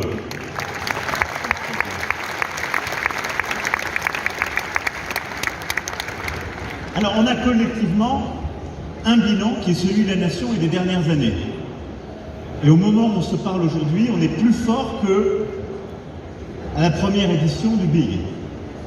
Parce qu'on a évidemment passé des textes, simplifié les choses, bougé, parce qu'il y a aussi eu une énergie collective et au fond, une révolution culturelle qui s'est faite dans le pays. Nous avons toujours été un pays d'entrepreneurs, d'innovateurs. C'est dans l'ADN de la France, mais je dirais que ces dernières années, nous nous sommes collectivement révélés à nous-mêmes. Et ce qui fait que les résultats sont là, malgré la crise Covid, malgré tout ce qu'on a traversé. On a réussi à faire baisser le chômage, on a créé près d'1,5 million d'emplois nouveaux. Le chômage des jeunes n'a jamais été aussi faible depuis le début des années 80. On a réussi à relancer, plutôt à lancer pour la première fois vraiment l'apprentissage. On a mis fin à la destruction de l'emploi industriel dans notre pays, on en a recréé 50 000. On a réussi à côté de ça, collectivement, à créer plus d'entreprises, ce qui est une formidable force. Il y a ce million d'entrepreneurs et d'entreprises créées chaque année, qui est la dynamique sur laquelle on est lancé. Ça fait 3 ans de suite que nous sommes le pays le plus attractif d'Europe, que nous sommes celui qui à la fois crée le plus de start-up et les développe le plus vite et le plus fort. Et on est passé de levée de fonds qui était de 2,5 milliards en 2017 à 11,5 milliards en 2021. Et on a collectivement réussi à développer 27 licornes, c'est-à-dire aller beaucoup plus vite et plus loin que les objectifs que j'avais fixés ici même il y a quelques années. Et on a 138 000 entreprises qui exportent partout dans le monde et qui tirent le pays. Je ne vais pas vous écraser de chiffres, mais c'est pour dire que quand on entend parfois tous les jours que tout va très mal, que ce serait une catastrophe, etc., il y a des choses qui sont dures, je vais y revenir, il y a des inquiétudes légitimes, mais il y a aussi une force extraordinaire, pas simplement à Paris, dans tout le territoire, hexagone comme outre-mer, qui est la force entrepreneuriale française et qui est le fait de nos simplifications, d'une politique d'investissement massive, de transformation collective et de la révolution culturelle que vous portez. Et ça, maintenant, c'est inarrêtable.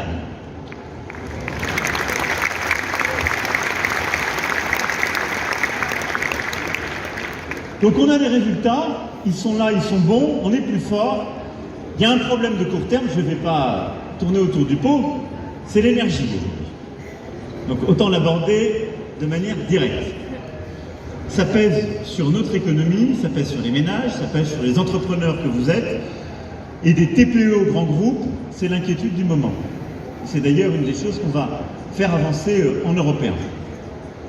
Ce sujet, il a plusieurs composantes, je ne vais pas être trop compliqué, mais d'abord ça a commencé avant la guerre, si on est honnête avec nous-mêmes, parce qu'il y a eu une reprise très forte de l'activité mondiale, donc ça a créé de la tension sur plusieurs marchés.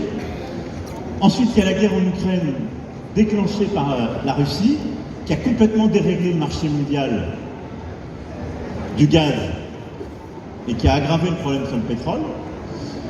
Et puis, on a un problème français qui vient s'ajouter à ça et qui tombe au mauvais moment, c'est qu'on produit moins d'électricité qu'on devrait en produire, ça n'a rien à voir avec la guerre, c'est qu'on est dans un moment très difficile pour EDF, mais on fait le maximum, et moi j'ai confiance à la fois dans l'entreprise et tous ses salariés pour qu'on passe ce cap, mais on a un moment difficile parce qu'on a vu des difficultés, des problèmes sur certains tubes, et l'autorité de sûreté nucléaire les a soulignés, donc on a plus de centrales que prévu qui sont en maintenance.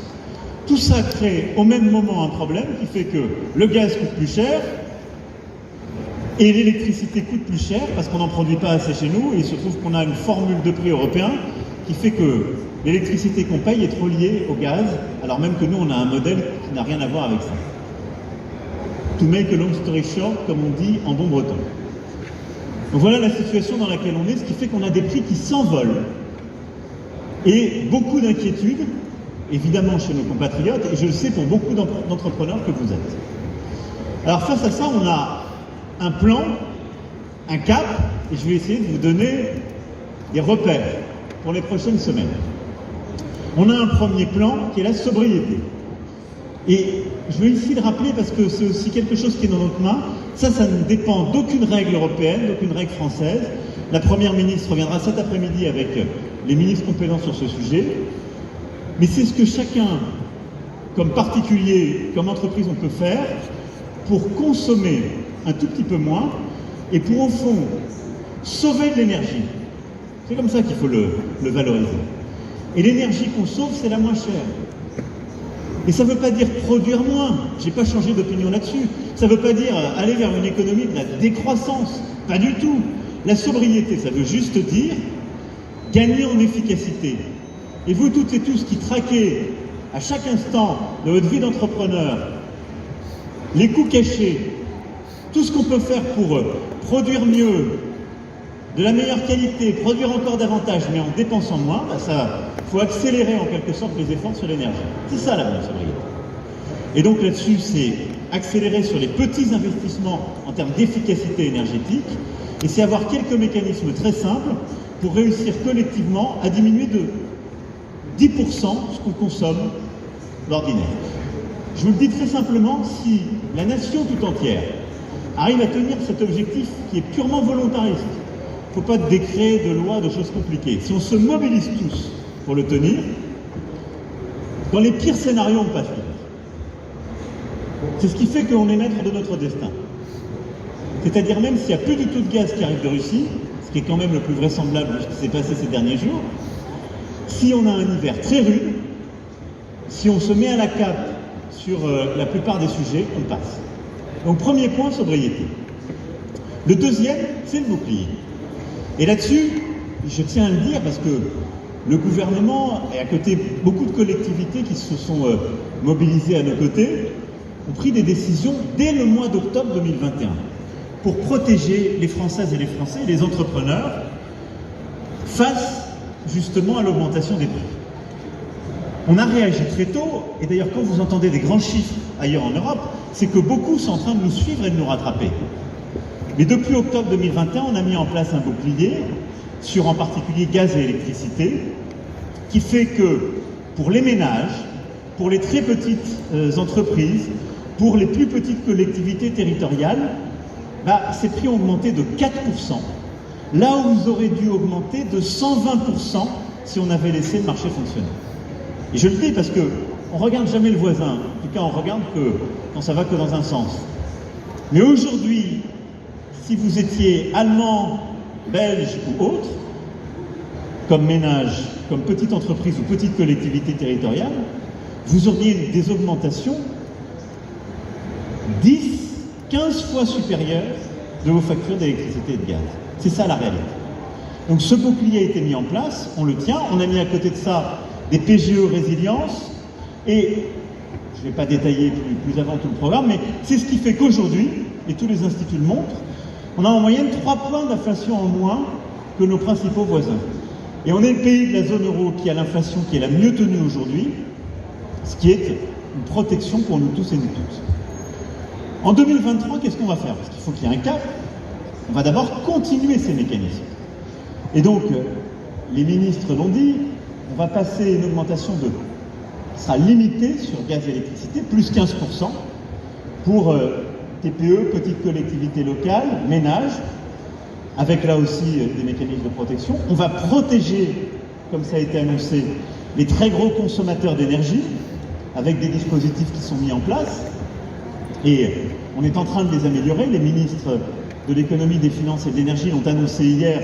C'est ce qu'on négocie en ce moment avec la Commission. Donc, ce que vous connaissez, je vois plusieurs présidentes et présidents de régions qui sont là dans vos régions, on va l'intensifier pour protéger justement vos entreprises qui ont le plus besoin d'énergie. On va l'adapter pour le simplifier ces mécanismes et pas attendre par exemple que certaines entreprises, je pense à des PME et ETI en particulier, où il y avait des critères, il fallait commencer à être à perte pour être aidé. On va le simplifier pour dire, dès que ça commence à trop peser sur vos marges, on a un mécanisme pour vous aider à payer l'énergie.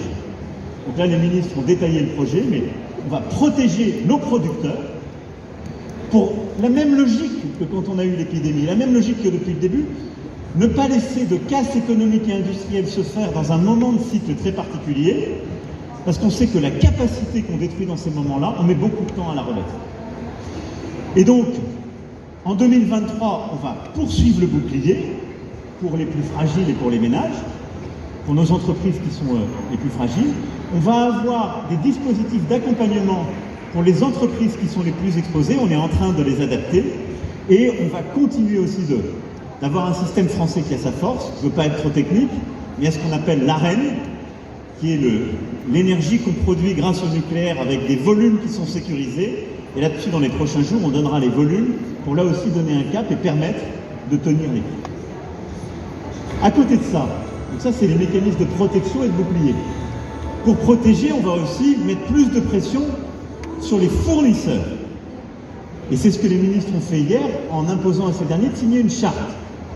Je le sais, pour beaucoup d'entre vous, il y avait beaucoup, et il y a encore beaucoup d'angoisse, parce qu'il y a des fournisseurs d'énergie qui arrivaient avec des factures qui étaient parfois multipliées par 5, par 8, par 10. Je l'ai dit, je vais vous expliquer dans un moment pourquoi, ne signez pas de toute façon aujourd'hui ces factures qu'on vous propose. Ce n'est pas le bon moment. Ça va être le bon moment dans quelques semaines, je vais vous expliquer pourquoi. Mais indépendamment de ça, depuis hier, on a mis en place un mécanisme qui va vous permettre au moins deux choses. La première, on impose à ses fournisseurs de signer une charte de bon comportement. C'est-à-dire qu'on a traqué ceux qui venaient matraquer, si je puis dire, les entrepreneurs et qui, en quelque sorte, profitant de l'angoisse, leur disaient « Vous n'aurez plus d'électricité dans quelques mois, donc signez ça, c'est 5 fois plus cher, mais moi je vous la garantis. » Stop, charte de bonne conduite, ça c'est pas des bonnes conduites. Et à côté de ça, chaque semaine, il y aura un mécanisme de transparence sur la réalité des bons contrats pour qu'il y ait de la pression de marché, de la transparence de marché, ce qu'il n'y avait pas. Mais surtout, le mois d'octobre va être mis à profit pour qu'au-delà du bouclier, on fasse baisser les prix. Et donc c'est pour ça que je vous dis, attendez la fin du mois d'octobre pour signer vos contrats d'électricité et de gaz. Parce que les choses sont en train de changer et on va les bouger. Et c'est le troisième pilier, c'est l'action que nous menons en Européens pour agir sur les prix. Alors, je sais que maintenant vous êtes tous devenus des experts de l'énergie, mais je ne veux pas vous assommer avec beaucoup de technicité, mais je vais essayer de vous expliquer ce qu'on fait. On a un premier combat qui est de baisser le prix du gaz. Ça, on va le faire comment? D'abord, en nous organisant en Européens. Il se trouve que si, et c'est toujours pareil, si on reste égoïste, nationaliste, nous serons idiots. Parce que si chaque pays négocie pour lui-même, il reste petit sur le marché. Si on négocie en européen, on pèse. Les chiffres, pour que vous ayez une idée, l'Union européenne, c'est les 3/4 des achats par gazoduc au monde, et c'est environ 20% des achats de gaz liquéfié. Donc si on décide de se mettre tous ensemble et de peser sur les prix, on vaut quelque chose et on pèse sur quelque chose. Et il se trouve qu'on veut aussi le faire avec nos amis asiatiques qui sont un peu dans la même situation que nous, parce qu'on a la même condition, nous ne sommes pas producteurs, et on est des gros acheteurs. Donc là, on va négocier autour de la table, en particulier dans le G7, parce qu'on est tous des combattants pour la liberté, on est tous en train de dire on veut mettre des sanctions sur la Russie, on combat, mais on n'est pas tous dans la même situation. Il y en a qui produisent, il y en a qui achètent. Et donc on va dire, avec beaucoup d'amitié à nos amis américains, à nos amis norvégiens, vous êtes super, vous nous fournissez de l'énergie, du gaz, mais il y a un truc qui ne peut pas marcher très longtemps, c'est qu'on ne peut pas payer, nous, le gaz 4 fois plus cher que vous le vendez à vos industriels. Parce que ce n'est pas tout à fait ça le sens qu'on donne à l'amitié. Et donc certes, le marché n'existe plus totalement, mais on va essayer de revenir dans un couloir de prix qui retrouve du sens. Donc on va peser sur les prix. À côté de ça, on soutient ce que la Commission a dit, on va essayer de mettre des plafonds, en tout cas des couloirs de prix pour revenir vers des zones plus raisonnables. Premier élément sur le gaz. Il y a une deuxième chose qu'on va faire sur le gaz, et ça on sait que ça marche, parce qu'on a permis à l'Espagne et au Portugal de le faire depuis quelques mois. C'est ce qu'on appelle le mécanisme ibérique. Ça peut paraître complètement bizarre. Je vais essayer de l'expliquer simplement. C'est comme c'est une péninsule, ils avaient eux des problèmes particuliers, donc ils avaient des risques de rupture. On leur a donné des règles un peu différentes. Et ça marche assez bien. Et donc ce qu'on va faire dans les prochaines semaines, en tout cas nous on soutient beaucoup ça, et je pense que ça va être le boulot des prochains jours. On va convaincre les autres Européens. On va mettre en place un système qui fait que le gaz qu'on utilise pour produire de l'électricité, on va lui mettre un plafond de prix. Et ça permet de baisser, comme vous le comprenez bien, le prix de l'électricité produite. Et du coup, ça emmène tous les prix du gaz à la baisse, parce que ça donne des repères de prix. Donc ça va être le deuxième mécanisme. La Commission l'a proposé. Nous, on va beaucoup le défendre, parce que c'est ce qui va permettre, si on travaille bien en européen, entre cette semaine, les prochaines semaines pour la Commission, et au plus tard le Conseil européen des 20 et 21 octobre, eh bien de baisser à la fois les prix du gaz et de l'électricité. Puis à côté de ça, on va mettre des mécanismes de financement solidaire européen, comme on l'a fait pendant la crise Covid, pour éviter qu'on ait un marché européen qui explose dans cette crise. Et puis au-delà de ça, on va finaliser pour la fin d'année la réforme du marché de l'électricité dont on a besoin. Ça prend beaucoup plus de temps, donc c'est du moyen terme, mais le but c'est qu'on puisse l'annoncer entre décembre et janvier, qui est d'avoir un marché de l'électricité qui fonctionne différemment et où on reconnaît que l'électricité qui est produite, comme chez nous, massivement à travers du nucléaire et du renouvelable, eh bien on la décorrèle des prix du gaz. Et qu'en quelque sorte on reconnaît qu'il y a plusieurs marchés de production électrique et donc que les formules de prix ne sont pas les mêmes. Voilà ce qu'on va faire au niveau européen. Et donc vous le comprenez, ce que je vous dis là, c'est pas simplement la position de la France, c'est aussi ce que j'ai travaillé ces derniers jours avec l'Allemagne, avec la Commission européenne, ce que la Commission européenne a mis sur la table hier après-midi, ce qu'on va défendre. Et donc l'idée, c'est que les prochaines semaines nous permettent de passer ces réformes. Et donc si on œuvre bien sur ces sujets, ça veut dire que d'ici à la fin du mois d'octobre, on aura des prix, d'abord un marché qui arrêtera d'aller dans tous les sens, et des prix qui vont revenir dans une zone qui est beaucoup plus acceptable sur le gaz et l'électricité. Ça, plus la pression qu'on a mise sur les fournisseurs et les opérateurs ces derniers jours, me permet de vous dire que vous aurez des contrats qui seront plus raisonnables fin octobre, début novembre, et il faut donc plutôt attendre cette période avec les mécanismes qu'on a mis en place pour signer. Pardon de vous assommer avec des sujets techniques, mais voilà où on va.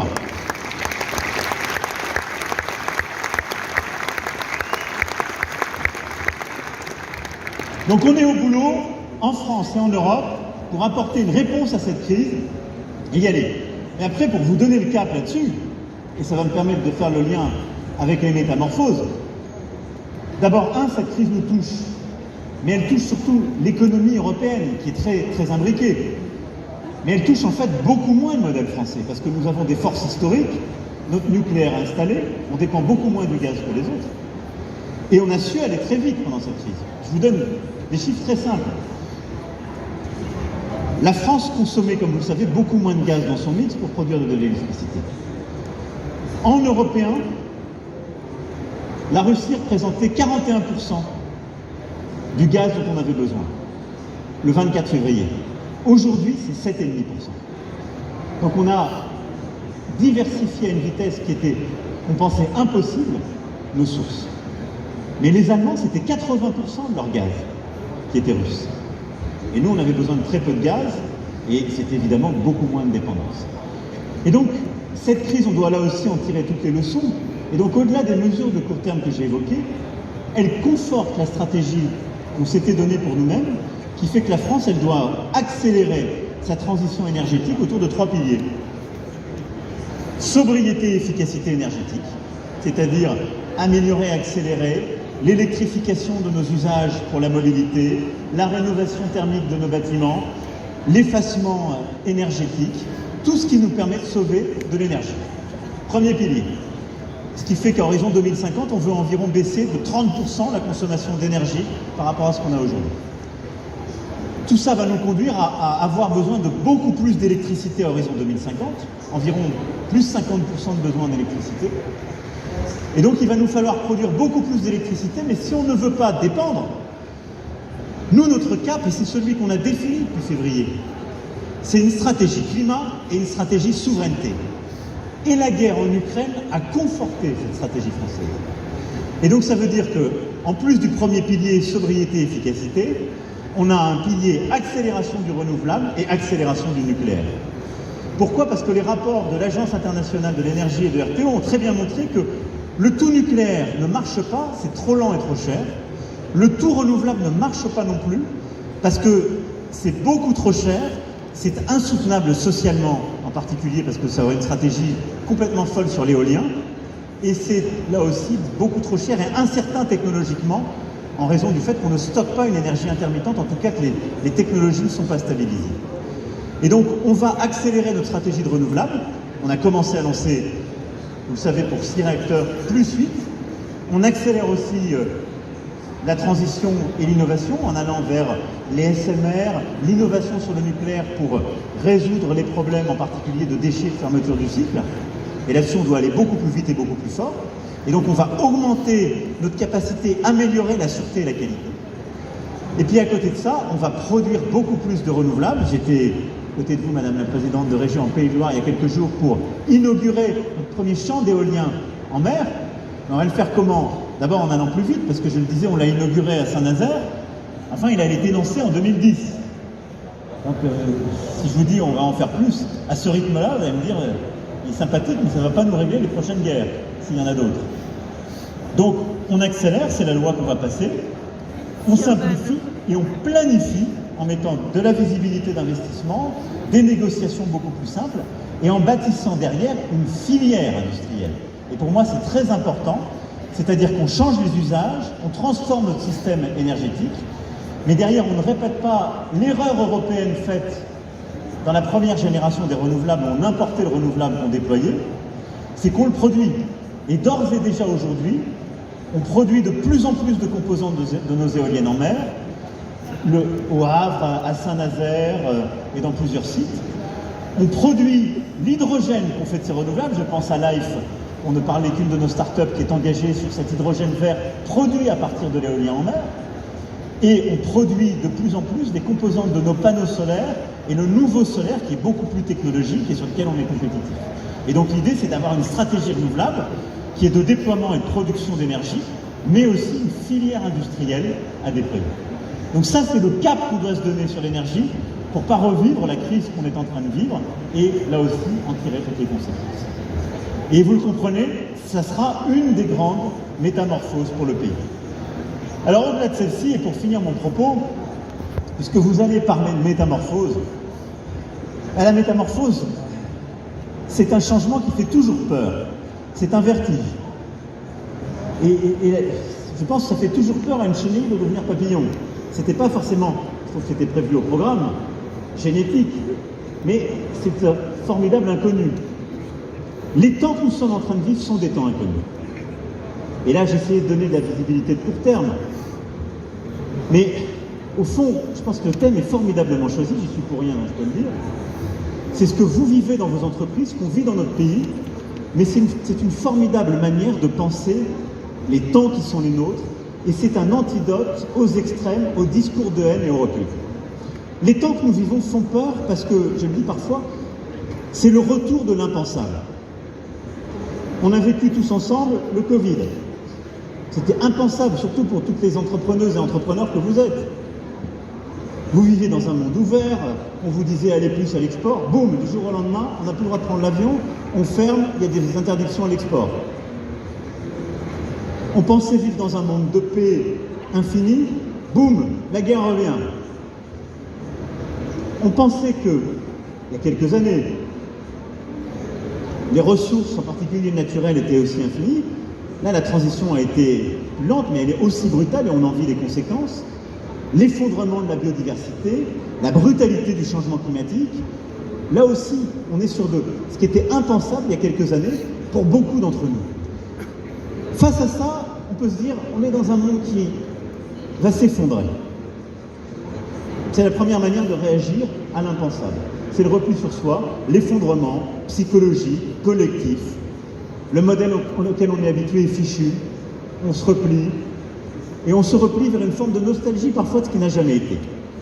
Il y a une autre manière de faire, c'est la métamorphose. C'est de se dire tout change autour de moi, mais jusqu'à présent, on a collectivement réussi à faire face à tous ces changements. Et des changements qui, au fond, ont parfois été aussi brutaux dans l'histoire de l'humanité. Et on l'a fait comment, quand on regarde les leçons de l'humanité et les nôtres? On l'a fait en mettant beaucoup d'intelligence collective en connexion. La Renaissance, les Lumières. On l'a fait en coopérant. Et donc c'est l'intelligence, l'innovation, la coopération, et c'est au fond l'audace plutôt que le jeu sur la peur. Alors moi j'essaie chaque jour d'être lucide et donc de partager ce que je sais des risques avec vous et avec tous nos compatriotes. Mais être lucide, c'est pas avoir peur et se replier sur la peur. C'est de dire il faut qu'on change. Parce que c'est pas vrai qu'on peut continuer comme avant. Mais c'est pas parce que ce monde fait peur qu'on doit se rétracter, se retourner vers le passé, s'effondrer ou s'enfermer. Il faut nous métamorphoser. Comme certains l'ont dit pendant la crise Covid, nous réinventer. C'est ça la métamorphose. Et donc oui, on va devoir collectivement nous réinventer.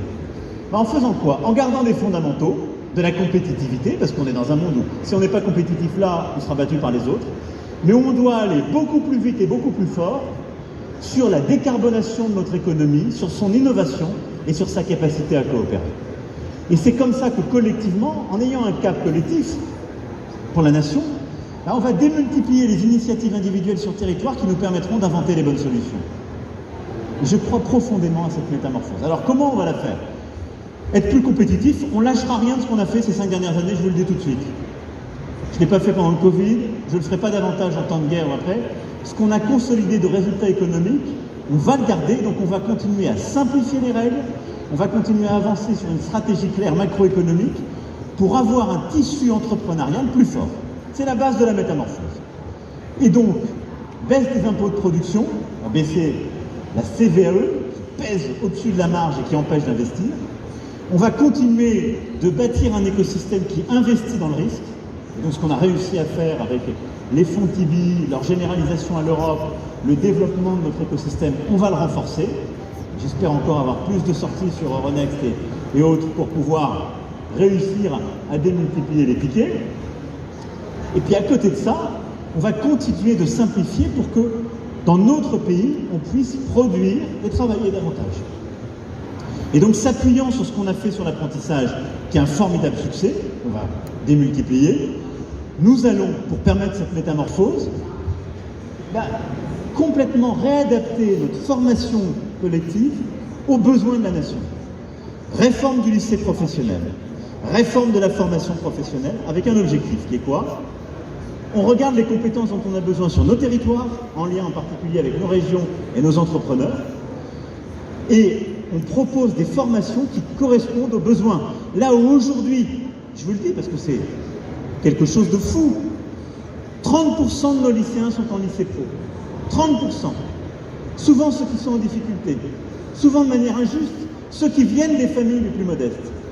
Et aujourd'hui, de manière beaucoup trop importante, on a des formations qui ne débouchent pas assez sur des métiers. Parce qu'on n'a simplement pas adapté la carte des formations à la carte des besoins, mais simplement la carte de ce qu'on savait faire. Donc on va faire cette révolution collective.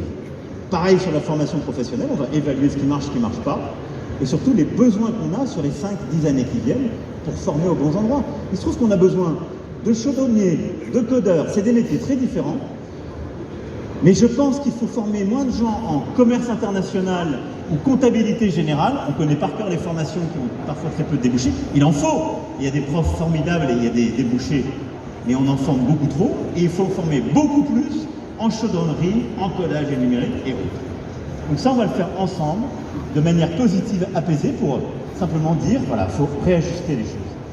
À côté de ça, on va passer collectivement, j'espère de la manière la plus constructive et apaisée, les réformes qu'il faut pour que la nation travaille davantage.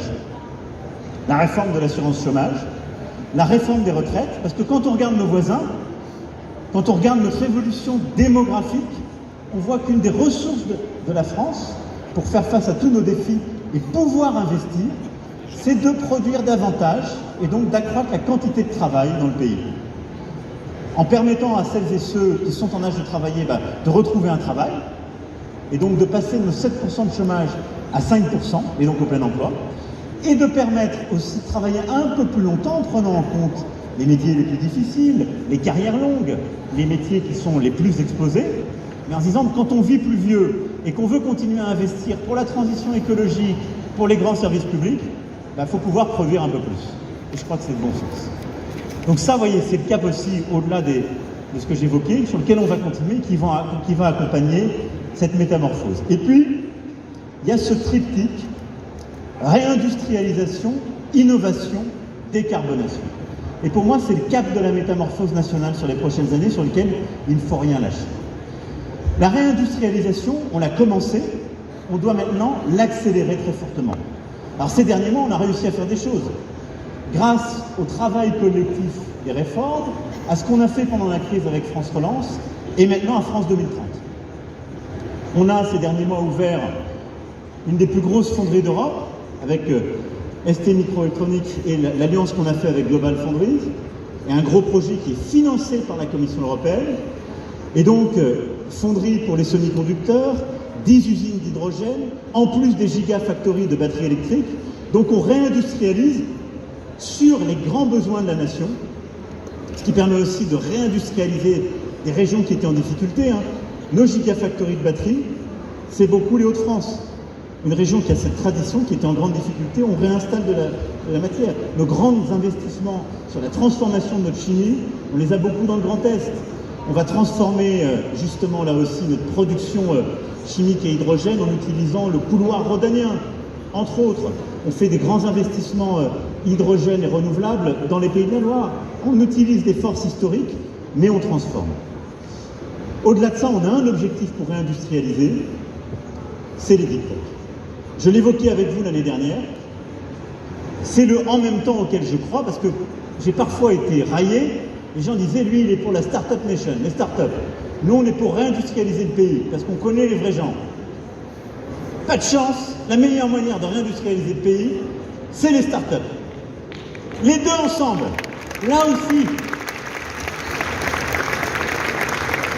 Parce que c'est la capacité qu'ont parfois nos grands groupes industriels à reprendre, ou justement trouver l'innovation dans les startups par des partenariats, et à permettre à nos startups de sortir simplement du champ qui était parfois celui des services, du pur numérique, pour aller justement vers de la production industrielle plus lourde, mais en les aidant en particulier, parce qu'on sait que le financement est beaucoup plus exigeant, et c'est pour ça qu'on a développé, avec la BPI, avec le ministère des Finances, avec l'écosystème aussi de financement, des tickets beaucoup plus lourds pour vous aider à aller produire. Et donc oui, on va réindustrialiser en aidant nos grands groupes et nos ETI à changer le modèle encore plus vite pour recréer des capacités, mais en créant beaucoup plus de start-up dans le deep tech. En 2021, on en a créé 250. C'est déjà un très bon chiffre. Mais je vous rappelle qu'on a un objectif, c'est 500. C'est un objectif, on a dit pour 2030, moi je pense qu'il faut l'attendre beaucoup plus vite. Donc je compte sur vous pour foncer, les financements sont là, il faut avoir de l'audace, il faut y aller, et c'est le moment d'y aller. Et donc allons à bloc vers ce cap des 500 startups dans le deep tech, qui est une formidable manière d'accélérer cette transition et d'industrialiser. À côté de ça, il y a tout le boulot qui est fait par la French Fab, et là aussi pour accompagner la transformation de vos modèles, aller beaucoup plus vite dans la croissance industrielle, qui est formidable. Il y a les projets première usine de start-up, une vingtaine ont été développés, et donc vous le voyez, on a une convergence d'initiatives qui a un même objectif, de ce que fait la French Fab, France 2030, de nos initiatives qui avaient commencé, qui est de réindustrialiser le pays sur les grands besoins industriels, de montrer que l'industrialisation va avec l'innovation d'usage et numérique et qu'elle concerne tous les territoires. Ça, c'est le premier cap, il est pour moi extrêmement important. On a un deuxième cap, innovation, qui est tout aussi important. En effet, pour réussir cette transition, on a besoin, en quelque sorte, de lever, commence à le faire, je parle devant beaucoup de gens qui en sont des exemples vivants, de lever ce qui était parfois un tabou, et nos tabous, ils sont souvent dans nos corporatismes en France. C'est qu'on aime bien les catégories. Alors, on est dans une catégorie, soit on est chercheur, soit on est entrepreneur. Bon, on a besoin aujourd'hui pour réussir ça de dizaines de milliers de chercheurs entrepreneurs. Donc allez-y à fond. C'est clé pour réussir. On a besoin, pour l'innovation, de complètement changer notre logique dans la formation de nos talents et leur capacité à réussir. Et donc pour cette métamorphose, on a besoin de consolider ce qui est une force française. On a des très bonnes écoles de commerce, on a des très bonnes écoles d'ingénieurs. Mais on a historiquement trop oublié qu'on a des formidables centres de recherche et des très grandes universités. Elles sont une fierté. Ces derniers jours nous ont encore permis d'avoir un grand prix Nobel en physique quantique. Et on leur a donné, grâce à la loi de programmation de recherche, des moyens sur les années à venir pour accélérer les projets. Il faut qu'on aille beaucoup plus vite et beaucoup plus fort dans nos universités, nos centres de recherche, mais dans le travail partenarial entre nos universités, nos unités mixtes de recherche, ce qu'elles font avec nos écoles de commerce et d'ingénieurs, avec le monde entrepreneurial, pour justement permettre à nos chercheurs, et nos chercheurs en recherche fondamentale comme en recherche appliquée, de faire encore plus et participer à cette transformation de la nation, parce que les recherches, par exemple, d'Alain Aspect, moi je dois dire, c'est très dur à comprendre, moi je n'y comprends pas grand-chose. C'est fascinant. Et donc c'est des sujets entre des photons et de la télépathie entre photons. C'est de la poésie pour moi. Mais j'ai compris que derrière, Ces recherches ont permis de créer une start-up française, Pascal, qui est une formidable fierté et qui, sur le plateau de Saclay, réussit et en quantique fait que la France est un des champions.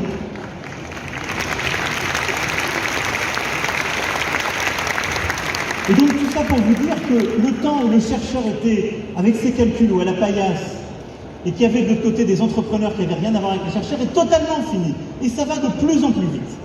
Et donc il faut que nous, on aille encore plus vite, qu'on décloisonne, parce que les grandes transformations se feront si on va plus vite et qu'on fait sauter les barrières entre des disciplines qui en avaient.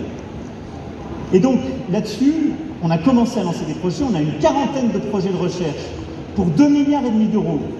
Et c'est justement tous les appels à projets qui sont faits par France 2030 qui ont permis de le faire et qui sont appuyés sur nos grands IDEX, sur tout ce qu'on fait depuis une dizaine d'années mais qu'on a accéléré. On a dans l'hydrogène, dans les batteries, dans le stockage d'énergie, dans le quantique, là aussi, plusieurs dizaines d'initiatives qui sont là. Il faut aller beaucoup plus vite et plus fort. Il faut que les entrepreneurs que vous êtes se reconnectent, quand ce n'est pas encore fait, à la recherche fondamentale, à nos universités. On va encourager nos universités à le faire. Il faut que les grands groupes aident dans ces synergies. Mais on a une transition formidable en recherche, en innovation et en formation de nos talents. Parce que derrière tout ça, il faut qu'on pivote nos systèmes de formation pour aller sur les grands besoins de la nation. Et donc vous le voyez, c'est une métamorphose de nos écosystèmes. Cette métamorphose, elle a commencé quand je regarde le bassin grenoblois, quand je regarde Saclay, quand je regarde ce qu'on fait à Toulouse. On a commencé à le faire, il y en a beaucoup d'autres. Il faut aller beaucoup plus vite et plus fort. Allez-y à fond, c'est absolument fondamental. Et puis le troisième grand levier, c'est la décarbonation.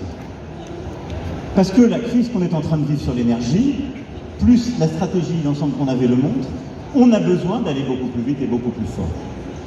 Et donc, on a commencé à lancer les choses, mais là, il y a une accélération du travail, BPI, ADEME, France 2030, avec l'Europe aussi, pour aller plus vite et plus fort sur les grands projets.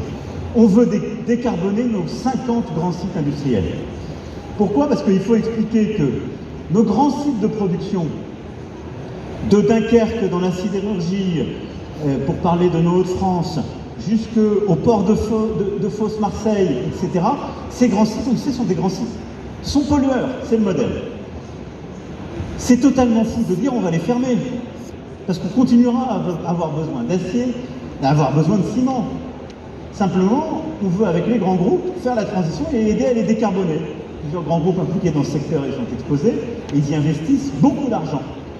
Et donc, à côté de ce que font les groupes, on met le paquet pour aider à décarboner ces modèles historiques et permettre du coup, là où on utilisait par exemple du gaz ou du charbon, d'utiliser de l'hydrogène, de faire de l'électrolyse sur de l'énergie propre, ou de recycler cette électricité avec de l'hydrogène gris sur un même site, et donc de changer nos pratiques productives de manière beaucoup plus rapide pour décarboner l'industrie lourde. On va y aller à fond. Dans la prochaine semaine, je recevrai les 50 grands sites et on ira sur cette décarbonation accélérée. C'est les innovations sur le capture carbone, c'est les innovations sur l'hydrogène vert. Je parlais de Life et il y a plusieurs autres startups qui y sont. Mais donc, cette décarbonation de l'industrie est un point clé pour réussir cette métamorphose. Et donc, vous le voyez bien, on a d'immenses défis.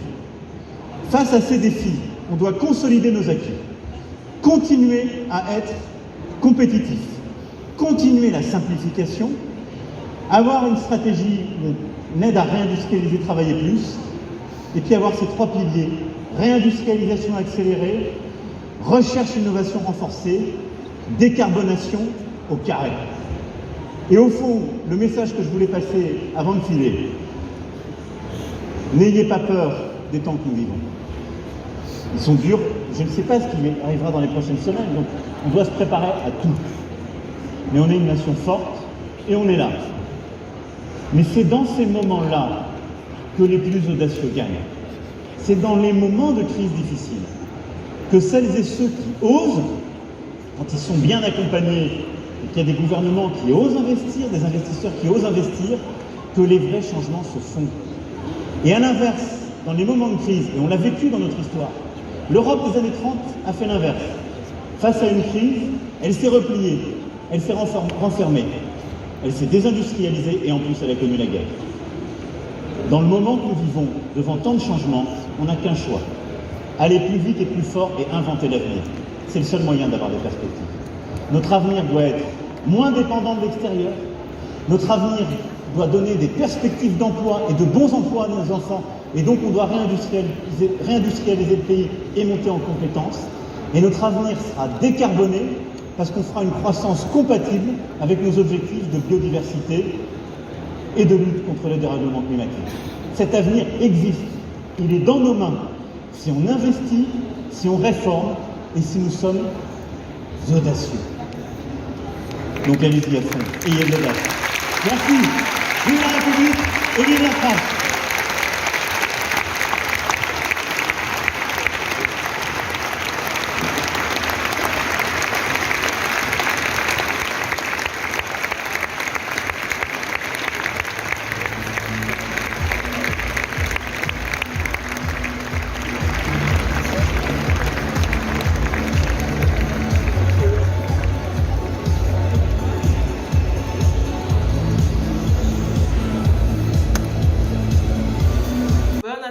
De cette vidéo, j'espère que ça vous a plu. C'était lent mais c'était très enrichissant, donc j'espère que ça vous a boosté, ça vous a montré que dans la vie, tout est possible à celui qui croit. Donc lève-toi, passe à l'action, va chercher des informations, n'abandonne pas.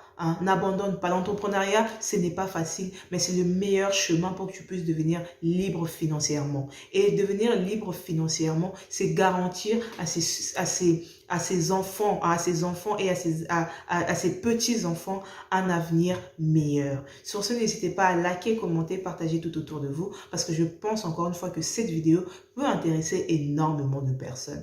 Gros bisous et on se dit à très bientôt dans une toute nouvelle vidéo. Bye!